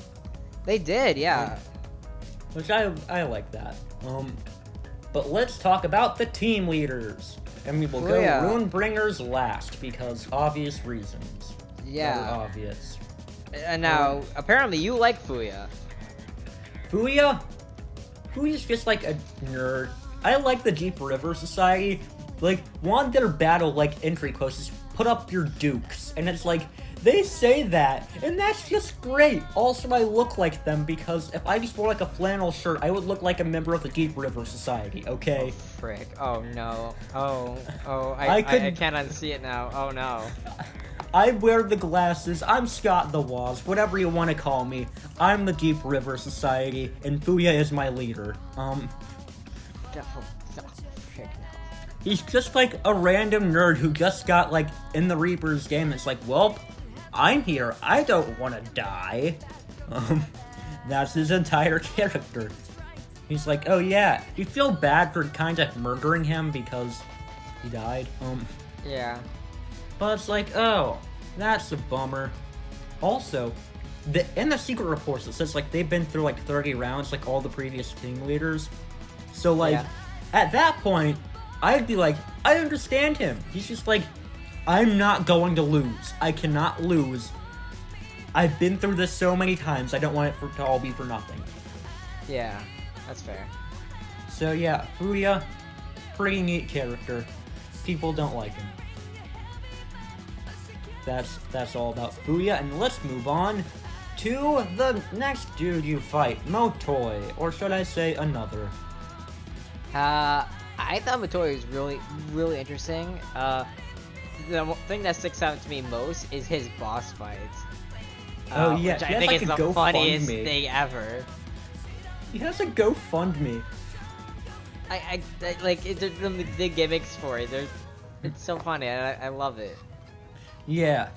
Also, his like twist in the fact that like, oh yeah, you think, oh, Motoi's like Rando's role model. He's gonna be your friend. He is not your friend. He is there to manipulate and steal. This is what the people who saw Trailer 3 were thinking. He was like, wait a minute. He's not here to be friendly. He's here to just get what he needs. He's like Show 2.0. I love the language gimmick he has as well.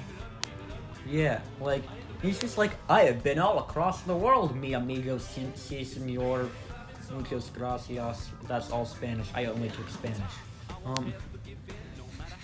Yeah. Kanon's the one with like, are we done with Motoi, I assume? But yeah, Motoi, and he's just a dirty thief. Love him. Love to hate him. That's more like it. Motoi, kind of annoying. Let's talk about Kanon, because I love Kanon so much. She's a very great character. Okay, like, her and Fret, that's most of the interactions that are great. She's like, oh yeah, compliment me more, Fret. And Fret's like, wow, you're magnificent. And it's like, you're not being genuine, Fret. And he's like, I am, though. And it's like, no, you're not. And then, Kanon always has to take like a moment to like stop and be like, alright, Fret. I'm ready. Just hit me with your fakeness. Let's go. Let's do this. And it's like, yeah, Kanon's great. And especially, like, once he dies in week 3, you just feel it. Like, it's like, no! You can't do this to me! You can't take Kanon away.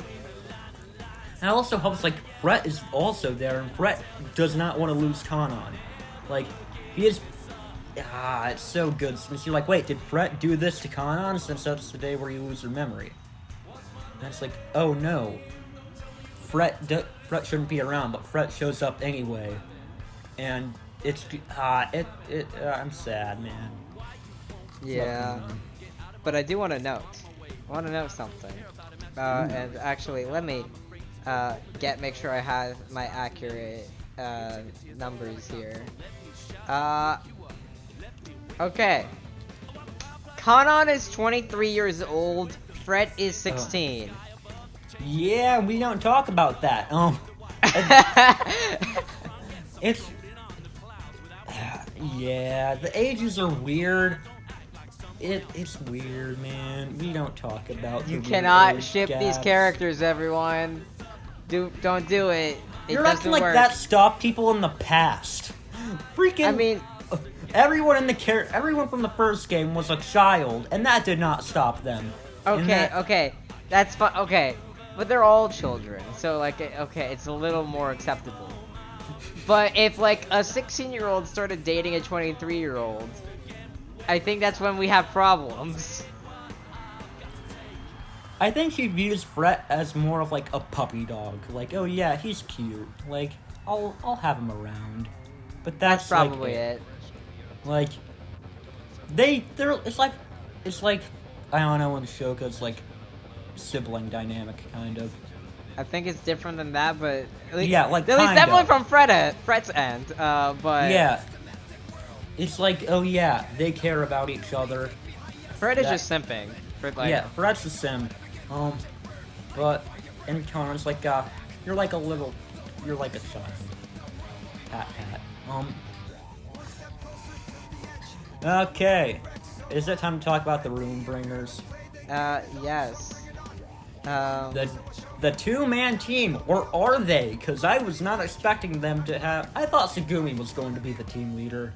And speaking of Tsugumi, let's talk about her. Tsugumi has a Horcrux, and was meant to be the protagonist of Neo when it wasn't Neo. Back when it was Choi 2.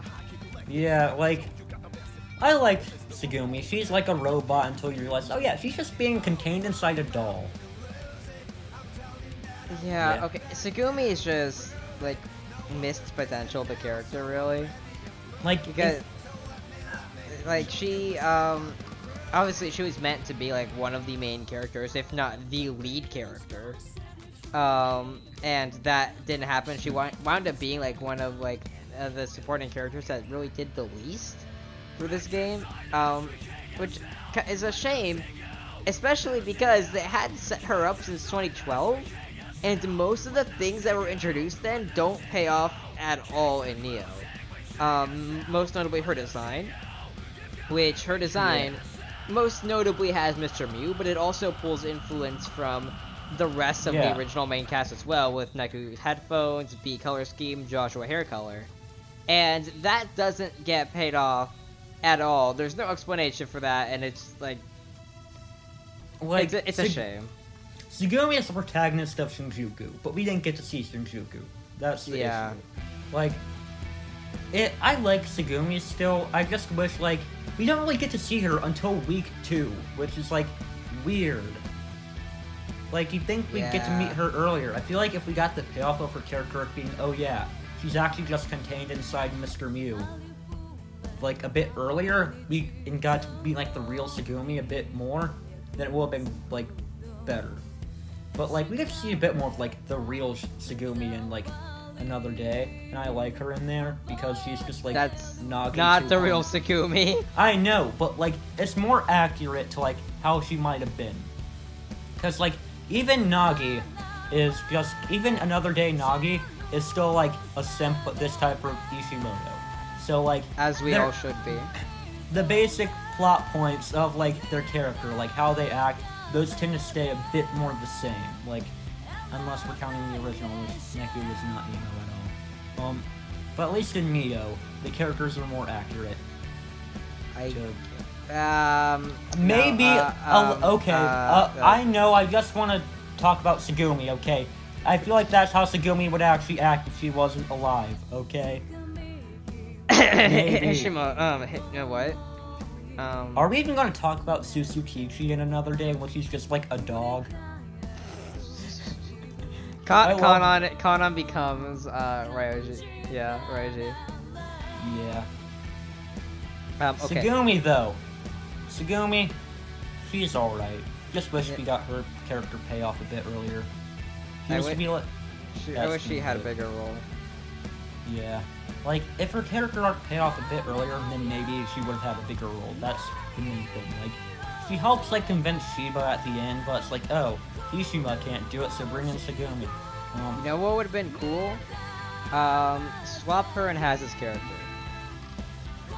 Boom. We'll talk about Haz in a bit. I like Haz, but like, if you gave her that role like that Haz had, I think that would have been a much more satisfying payoff. Even though it's much smaller of a role, I think it would have been more satisfying. I like her boss fight, though, because we get to fight Mr. Mew. It's kind of an annoying fight, but I love it.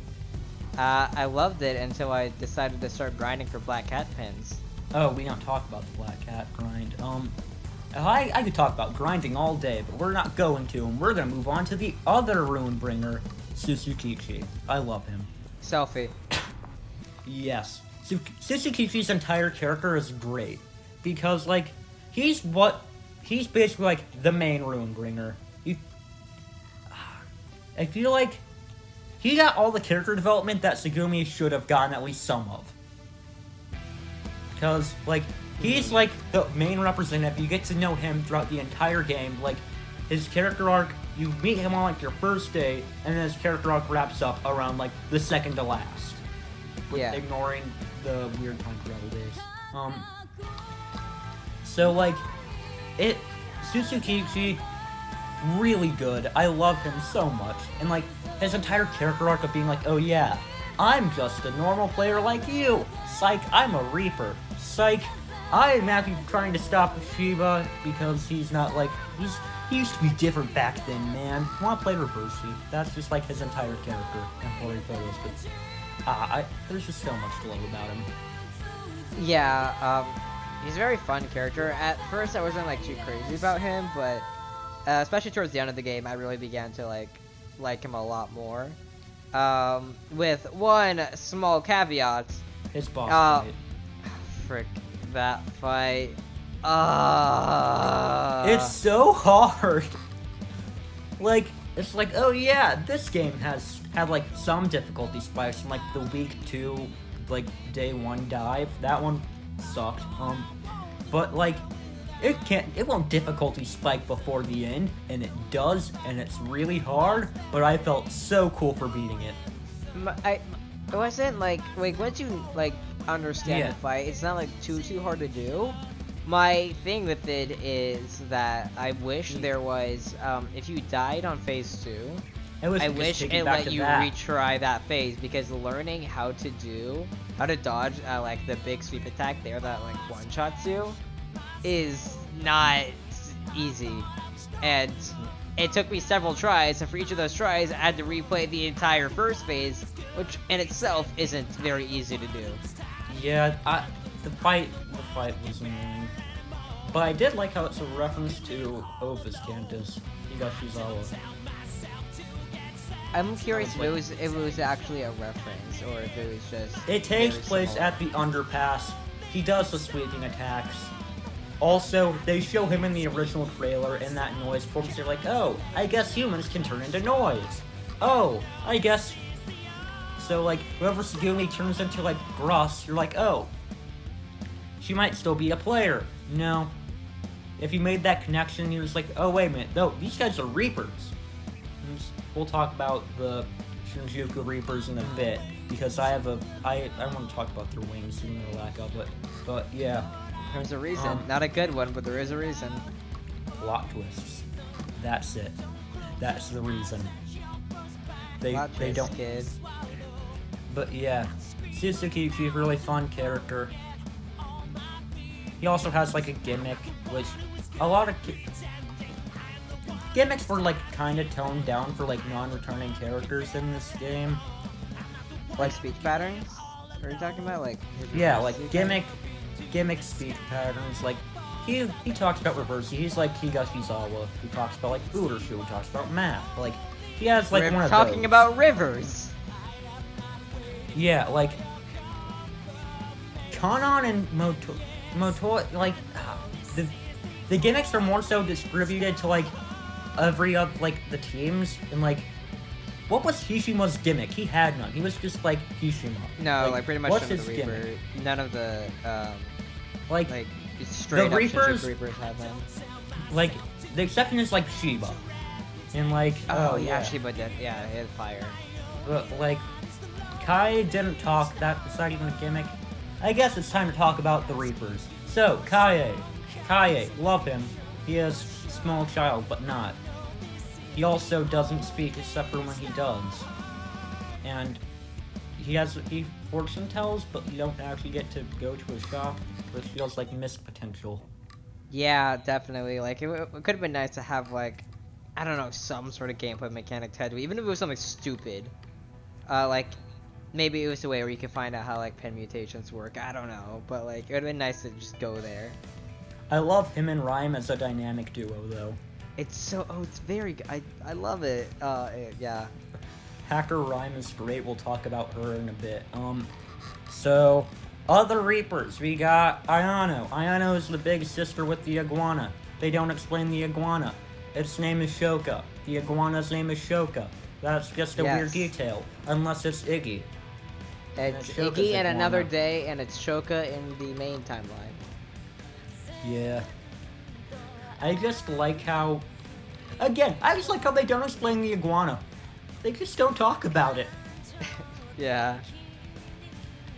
But, let's see. Besides, like, that, her character arc is fun, especially since, like, she is the thing that her and Shoka have, like, a good, relationship going. It's like, wait a minute, she doesn't want to lose Shoka, and so she gets herself infected with plague noise, and it's like, no, don't do that, Ayano. Shoka cares about you, and if you do that, you won't come back. And she's like, I must do it to make sure Shoka doesn't die, and it's like, can't you trust us, Ayano? We'll be fine. Yeah. Yeah. I honestly don't have much to say about. Ayano is. Like, yeah, she doesn't do too much. Speaking of characters that don't do much, Hishima! He got introduced, like, in week 3, and it's like, wait a minute, where were you? I do like Hishima more than Ayano, for sure. Cause I like Hishima. While he is there, he actually, especially on the final day, he actually does stuff and, like, has a character. And I like how he affects Shiba's character really well. They're like best friends that both hate each other, and they can just make fun of each other, except for the fact that Shiba kind of went insane.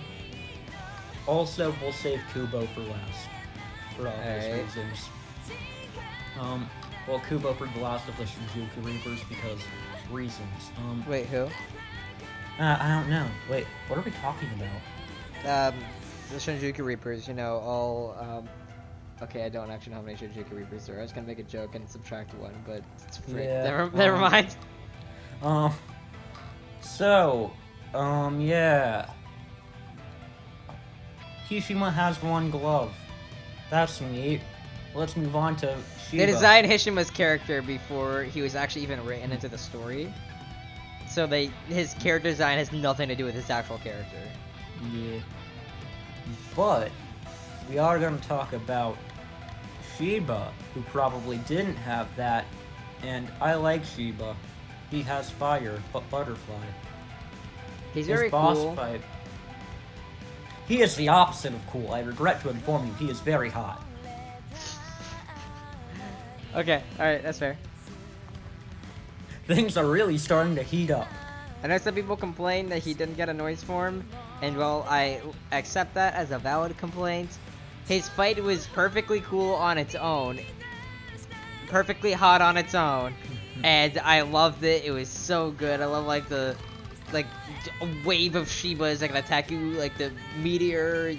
Yeah. Like, everything is just so welcome. The environments for all the different stages. Shiba's fight is epic, but it's not final boss epic. Like, whenever you fight him, it's like, oh, this doesn't feel like the final boss because it's not. And that's, like, the thing. I feel like if they put more, like, grandeur in it, like, we fight Megumi for the first time and, well, not the second time, in Final Re, in, like, the World Ends With You, the first one. You're like, oh, Yeah.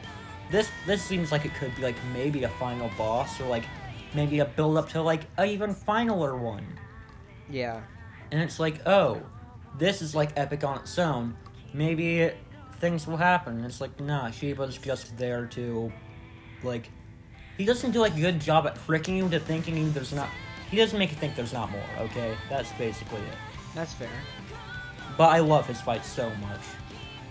Like, once you get past the fact that it's like, oh, this isn't the final boss, it's really good. I love it. All the butterflies. I wasn't expecting it to be the final boss because, like, Yeah. we had seen the inversion trailers. We knew it was coming. Yeah, that's the thing. Like, we'll talk about the trailers at the very end because, like, that will be a good place to talk about them. But, Okay. yeah, Shiba's really fun. I love him. Funny fireman, butterfly. Uses clones of himself to attack. Pretty nifty. Now let's talk about... Who was his name again? I think...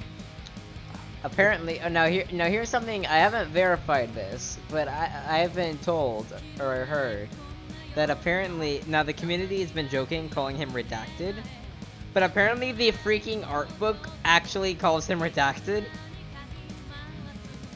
Yeah, Redacted. Kubo. I think I Try to remember! Named Kubo. I think I remember somebody named Kubo.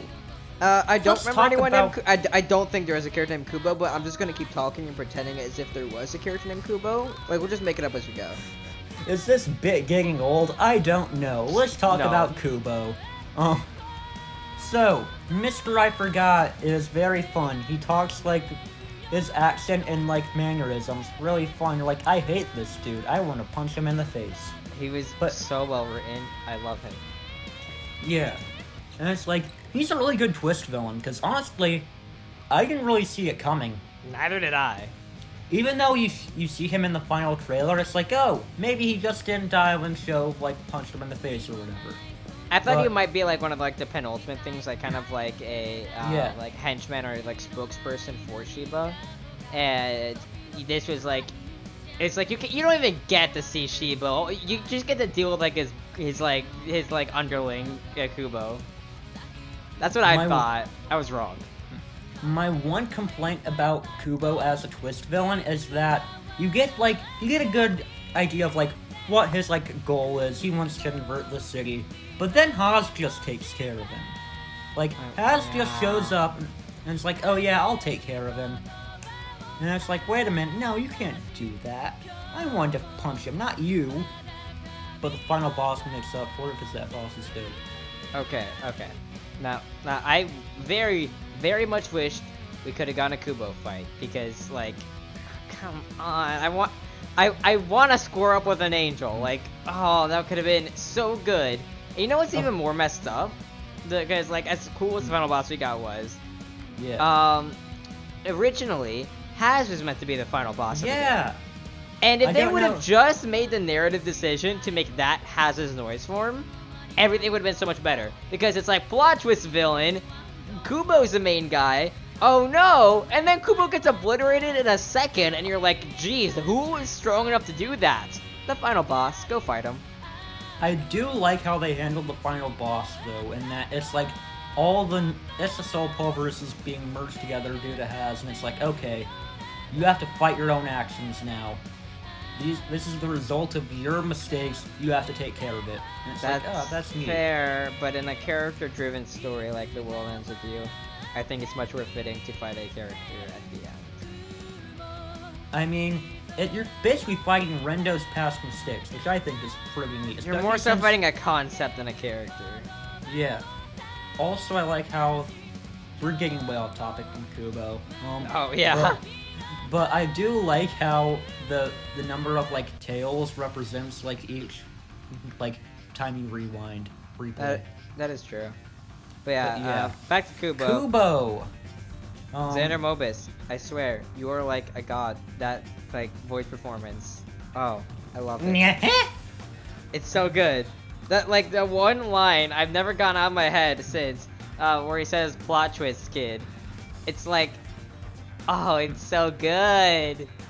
Also, I like how he was manipulating Shiba. Like, it's like, wait a minute, Shiba wasn't always like this. Why is that so? It's because, like, there's an angel being like, hey, you're the executor. You're that Pokemon. No. I do like how Kubo's like an anti-Hanakoma. Yeah. I think that's fun.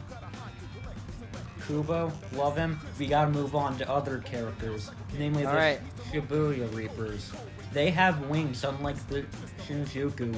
Which apparently means every single Shinjuku Reaper is significantly stronger than every single Shibuya Reaper. Okay. But, like, I get why they couldn't add the wings to the Shinjuku Reapers. It's like, oh, if they had wings, then, like, you'd obviously be able to tell, like, number one, oh yeah, Runebringers are Reapers. Number two, Kubo is not a Reaper. Fair. Like, you need them for the plot twists, but I wish they had wings, just because, like, they're Reapers. They have the wings. Well, here's the thing. Reaper officers don't have wings. I know. Which they could have they could have done by like having like kind of still keeping the hierarchy there to an extent. But like maybe giving a character like Shoka wings, but then not give characters characters like Suzukichi, Sugumi, and freaking Shiba with not having wings. So like have some variety in there. And also, not give Uzuki wings. She was a game master, meaning she had to be an officer at some point. She wouldn't have wings like that. Like, oh yeah, I get why, like, again, I get why they did it.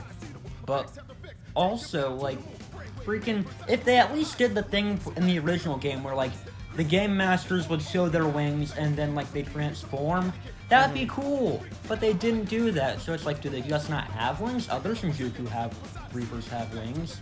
They do have wings, apparently, according to, I think it was Nomura. He said that, yeah.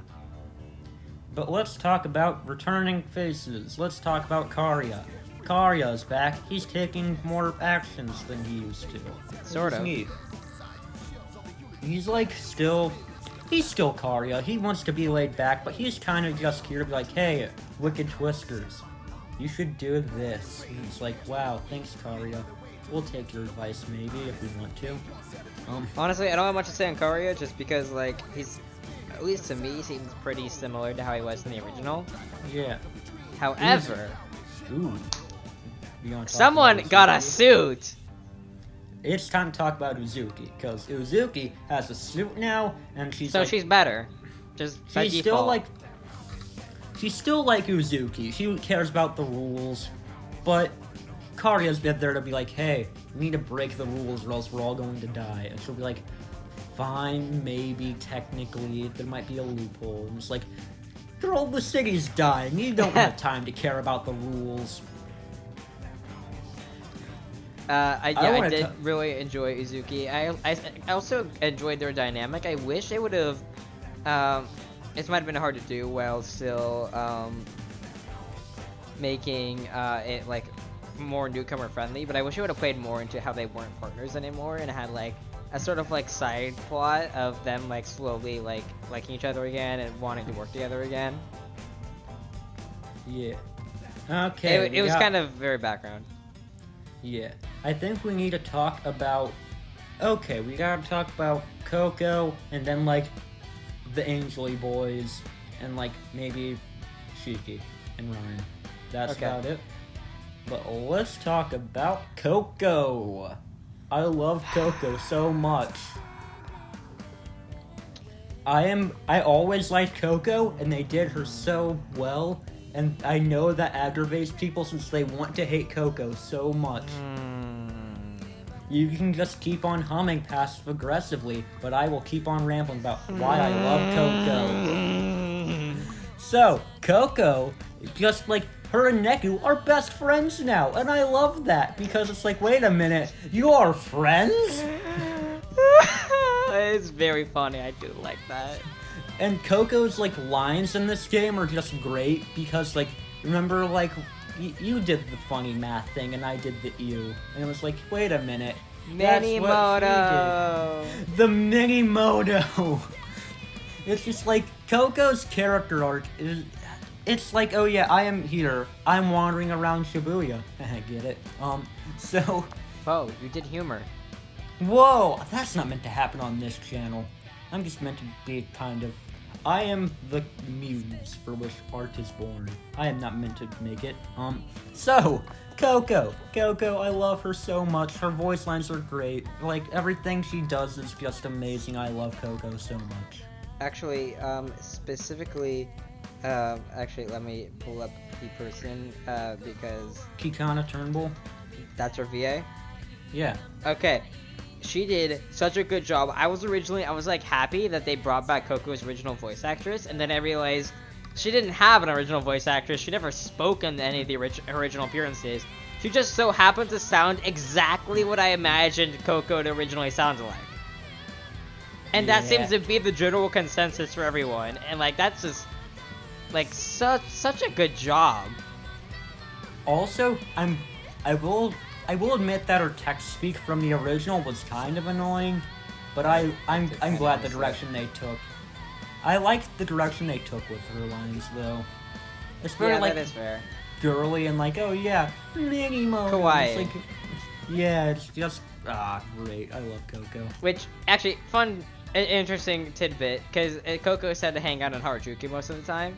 Yeah. And according to the secret reports, Coco had like stolen Mr. Mew from Shiki, presumably minutes after her call with Neku in a New Day, so that she could then hand off Mr. Mew to Tsugumi while it was still having its seams ripped.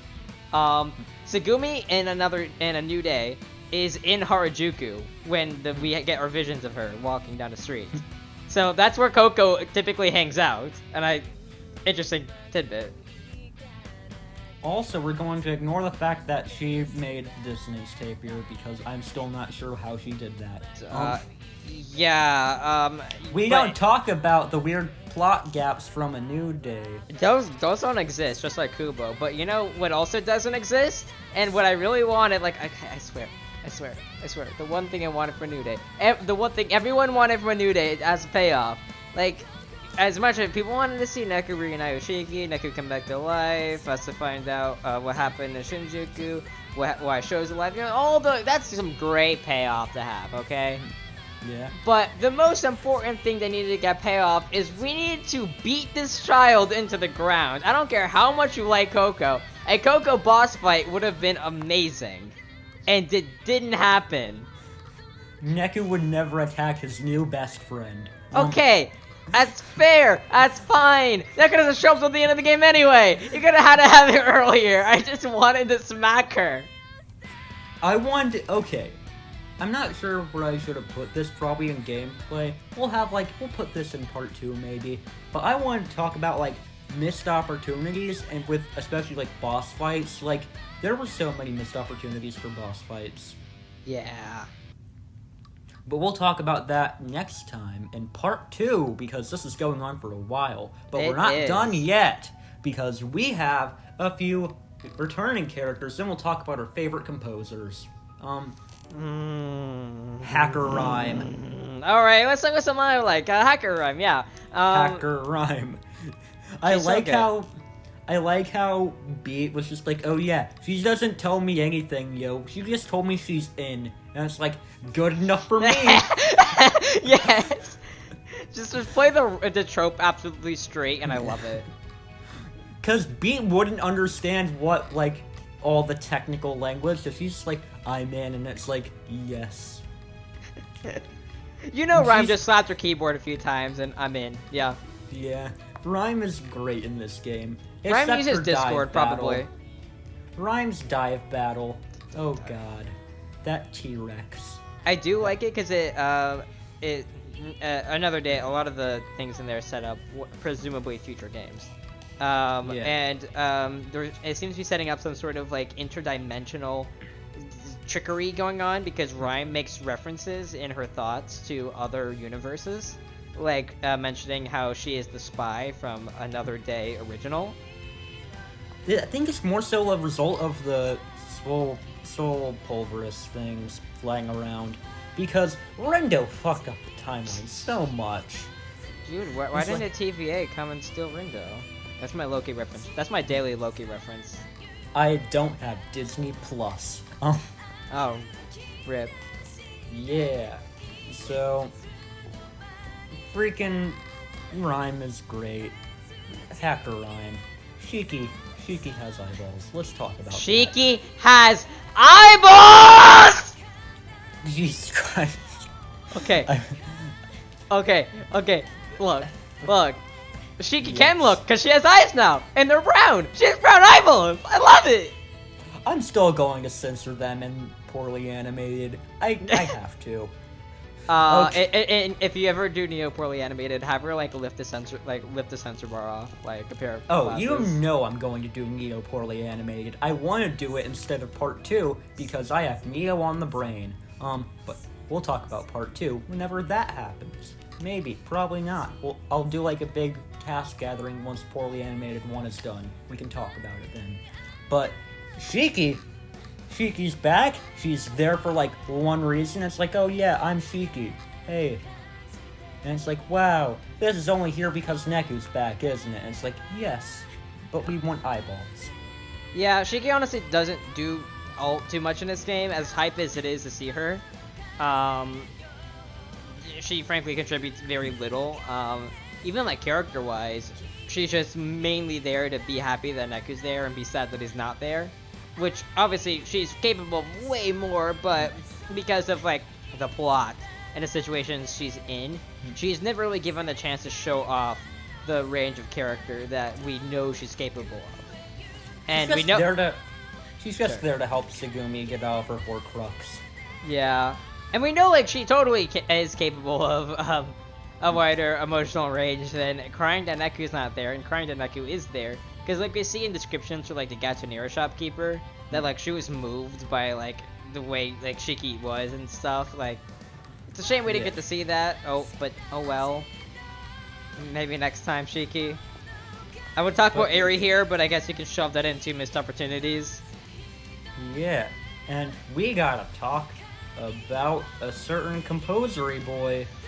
And his name. Let's talk about Joshua. Let's talk about Joshua first. We'll talk about Haz last, because I feel like you have thoughts about Haz. No, I have thoughts about Joshua. Oh, Joshua. Let's talk about Haz first, then. Let's end on Joshua. Alright. Haz is our friend. I love him. Or is he? Hello, friend. I love Haz. Haz is just like, hey, friend, let's go on a tour. And it's like, this tour is really slow. Okay, it probably fits better in the story, but like Haz's tour, I love it. It's such a good, it is like such a great point in the game. So good. I love him as a character. He's such a mysterious character, but also like I love like entertaining to like have around. Yeah. Like I just wait love a minute. him. You're like, does this guy know more than he's showing? And it's like, maybe, no, maybe, yes. Oh wait, huh? Oh, he's an angel. And it's like, whoa. I'd almost love to have him as like a party member, because I just want to have him around more, and like, because he's so intriguing. Like when you see him in the story, he's just there, and he's so mysterious. What's his deal? And then like through the secret reports, you get to know a bit more about him, and that he was Shinjuku's composer. He ordered Kubo to poof the city away. Also, we definitely forgot to talk about how Neku was just kind of chilling in Shinjuku for 3 years. Yeah, we'll talk about that story time. There is a bit, but yeah. Alright, if he has something to say, then yeah, let's do it later. Like, he aged. Why did nobody else age? Huh? I don't know. Wait. But yeah. Oh, yeah. That also implies when you get inverted, like, it just kind of goes elsewhere, and it's like, okay, neat. We'll talk about the implications of inversion next time. Because we gotta get that in, that there will be another part. We hit the 2-hour mark. Oh, fun. That might have not been synced with YouTube time bar, but it was synced with my recording. Oh, hell yeah. So, let's Has is Shinjuku's composer. He's the one who effectively let Kubo out on the loose. And like he's like, "Oh yeah, you do this." And Kubo was like, "I want to do more." And he's like, "No, Kubo." And then Kubo, don't you dare. But if you do it, I'm not gonna like stop you for like 3 years, so. Has is just lazy and he's like, wait a minute. Kubo destroyed the city. Wait, no, there's another chance. Wait, I guess I'll show up this time. And Has does not freaking care. Has just puts Kubo in the timeout room, effectively, of being exercised. And it's like, hey, Rando. Hey, buddy. friend. Sorry about, like, all your friends dying, but hey, we can go on a nice walk if you feel like it. I saved the city, no need to thank me. It's like, but he doesn't want this, he wants to be with his friends. But also, like, wow. I also really like Has because, like, how self-aware he is, because he knows that he has no understanding of simple human emotions. But he knows how much it means to Rando, and because of that, he offers Rando that chance to fix everything, because he knows that's, like, Rindo's world. Has was the one who freaking inverted Shinjuku. He doesn't care about people. He doesn't care about people, but he knows Rando cares about people, and that's, like, good enough for him. Yeah, also the fact that he was like, okay, there's no way on Earth they're defeating all these soul birds. Let's just put them into one big bird. And it's like, wow, thanks, Has. Good for you. Now is it time to talk about Joshua? Alright, let's end off this session with Joshua, who, guess what? He's an angel now. No, not just he's an angel now. He was always an angel, apparently, because composers are angels, apparently. That contradicts nothing. We can fill in the plot holes, maybe. Let's talk about his story arc before the secret reports, and that he shows up and is like, hey, Neku, and Neku's like, Josh? And then he just opens up the world, effectively. And he's like, Joshua is voiced by Aaron Span in this game, who was freed from Darby Vision to come voice Joshua, and that makes this game a 10 out of 10. I'm going to reference Darby Vision and Poorly Animated 2, just do Let's freaking go. I want to have, I wanted to put, the entire script of, the one thing from all the videos in there, but I was like, if I just put that in there, then it'll be obvious that we have a different voice actor, and this is not less a parallel universe. But yeah, Joshua shows up and is like, I have been doing nothing, or have I? Anyways, Shoka, bye now, and it's like, wait a minute, you just zipped Shoka away. I love that, because the reports say that he went there immediately as Shoko was about to be erased, and then salvaged your soul and place from the RG. But he tells Rando that, hey Rando, we're gonna play a game. I just put Shoka in the streets. Go find her. He says that just to screw with Rando, when that translation is, I just saved your girlfriend's life. Also, I like how he says, hello, my name is Yoshia Kiryu. But mother and father call me Joshua. I suppose you can call me Joshua too. I have screenshots of that because I was like, he said the thing! I know! I love it! Oh yeah, we definitely gotta talk about music next part. Next time on whatever I'm going to title this video. Because, I'm tired of speaking for 2 hours straight. I only do that. I did not record my analysis video one sitting. Frick no. I recorded that over a couple weeks. Imagine doing that. Cough, partnerless. So, yeah. Joshua, though, he was doing more than we thought he was. And that was, he decided, hey, Kubo, you want to play a little game, Kubo? And Kubo was like, yeah, sure. Wait, no. Okay, no. Sorry. Wait, Pundit. When you do Neo Poorly Animated, please don't even get a voice actor for Kubo. Just make all of his lines be nah. Just plays the Xander Moba's voice line, and that's it. That's Kubo's voice.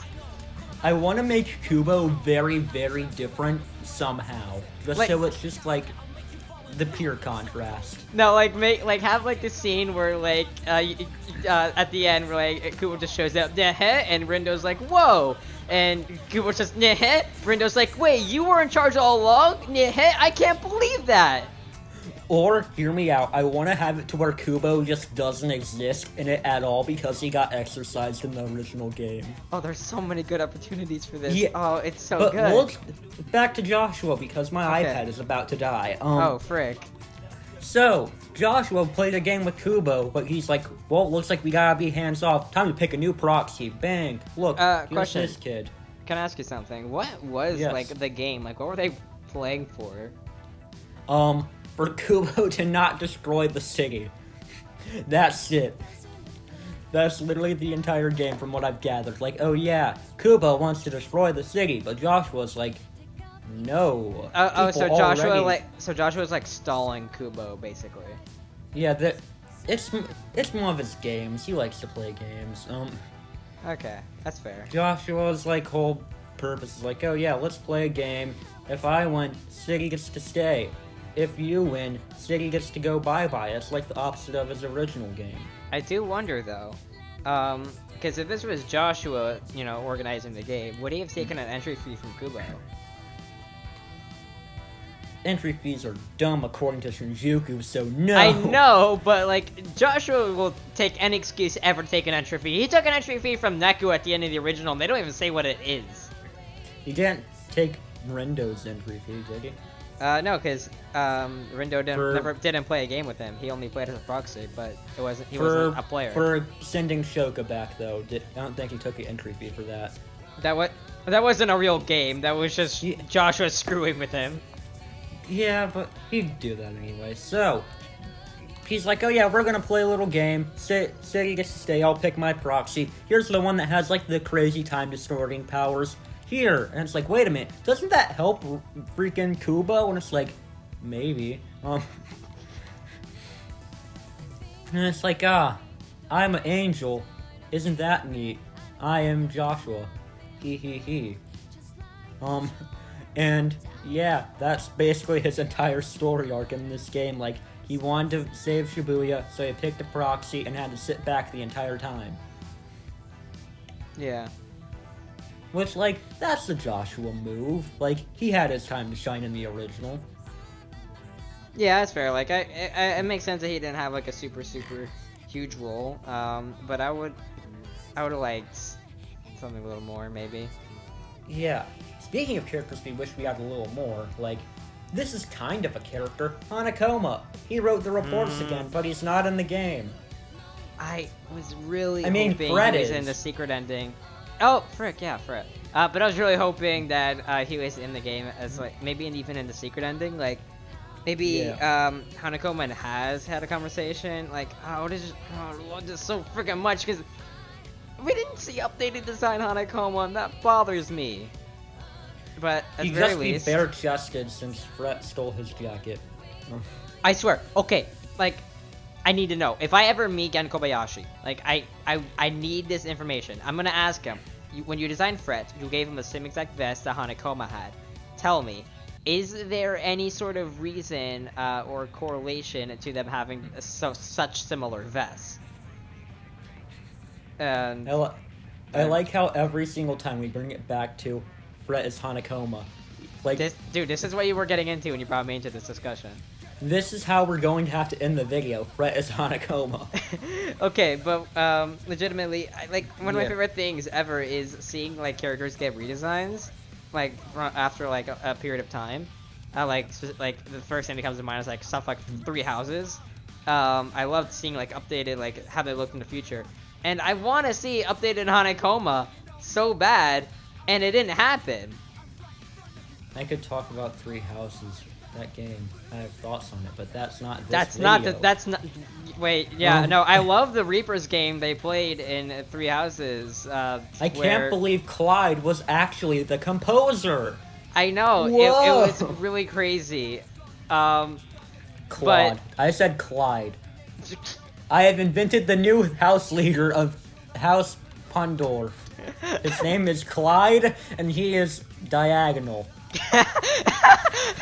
I like that. Okay, but yeah, at Hanakoma. least they do in the secret reports they do say Hanakoma specifies when and if I resume my work as Cat, meaning that he does plan to do that following the events of this game.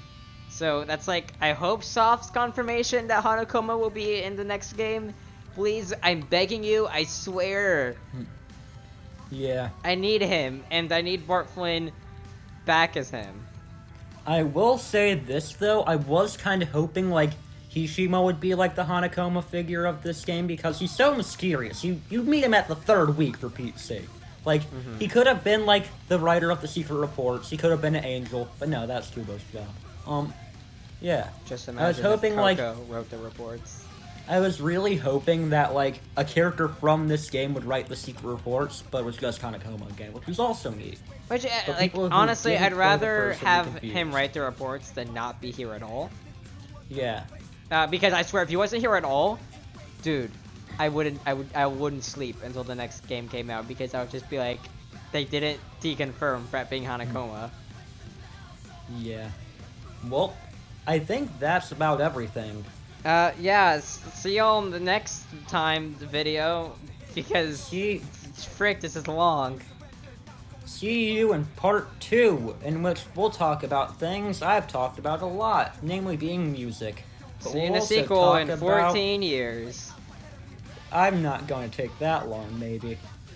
No, we gotta re-release the first video, but like 3 times. In the first version, it delete all my audio, so it's just you talking. That'll be the solo remix. The second one, I don't know, just add some new content on the end of like vaguely teasing the stuff that we talked about in the next one, and yeah, that's you got yourself an episode. You got yourself 3 videos in one.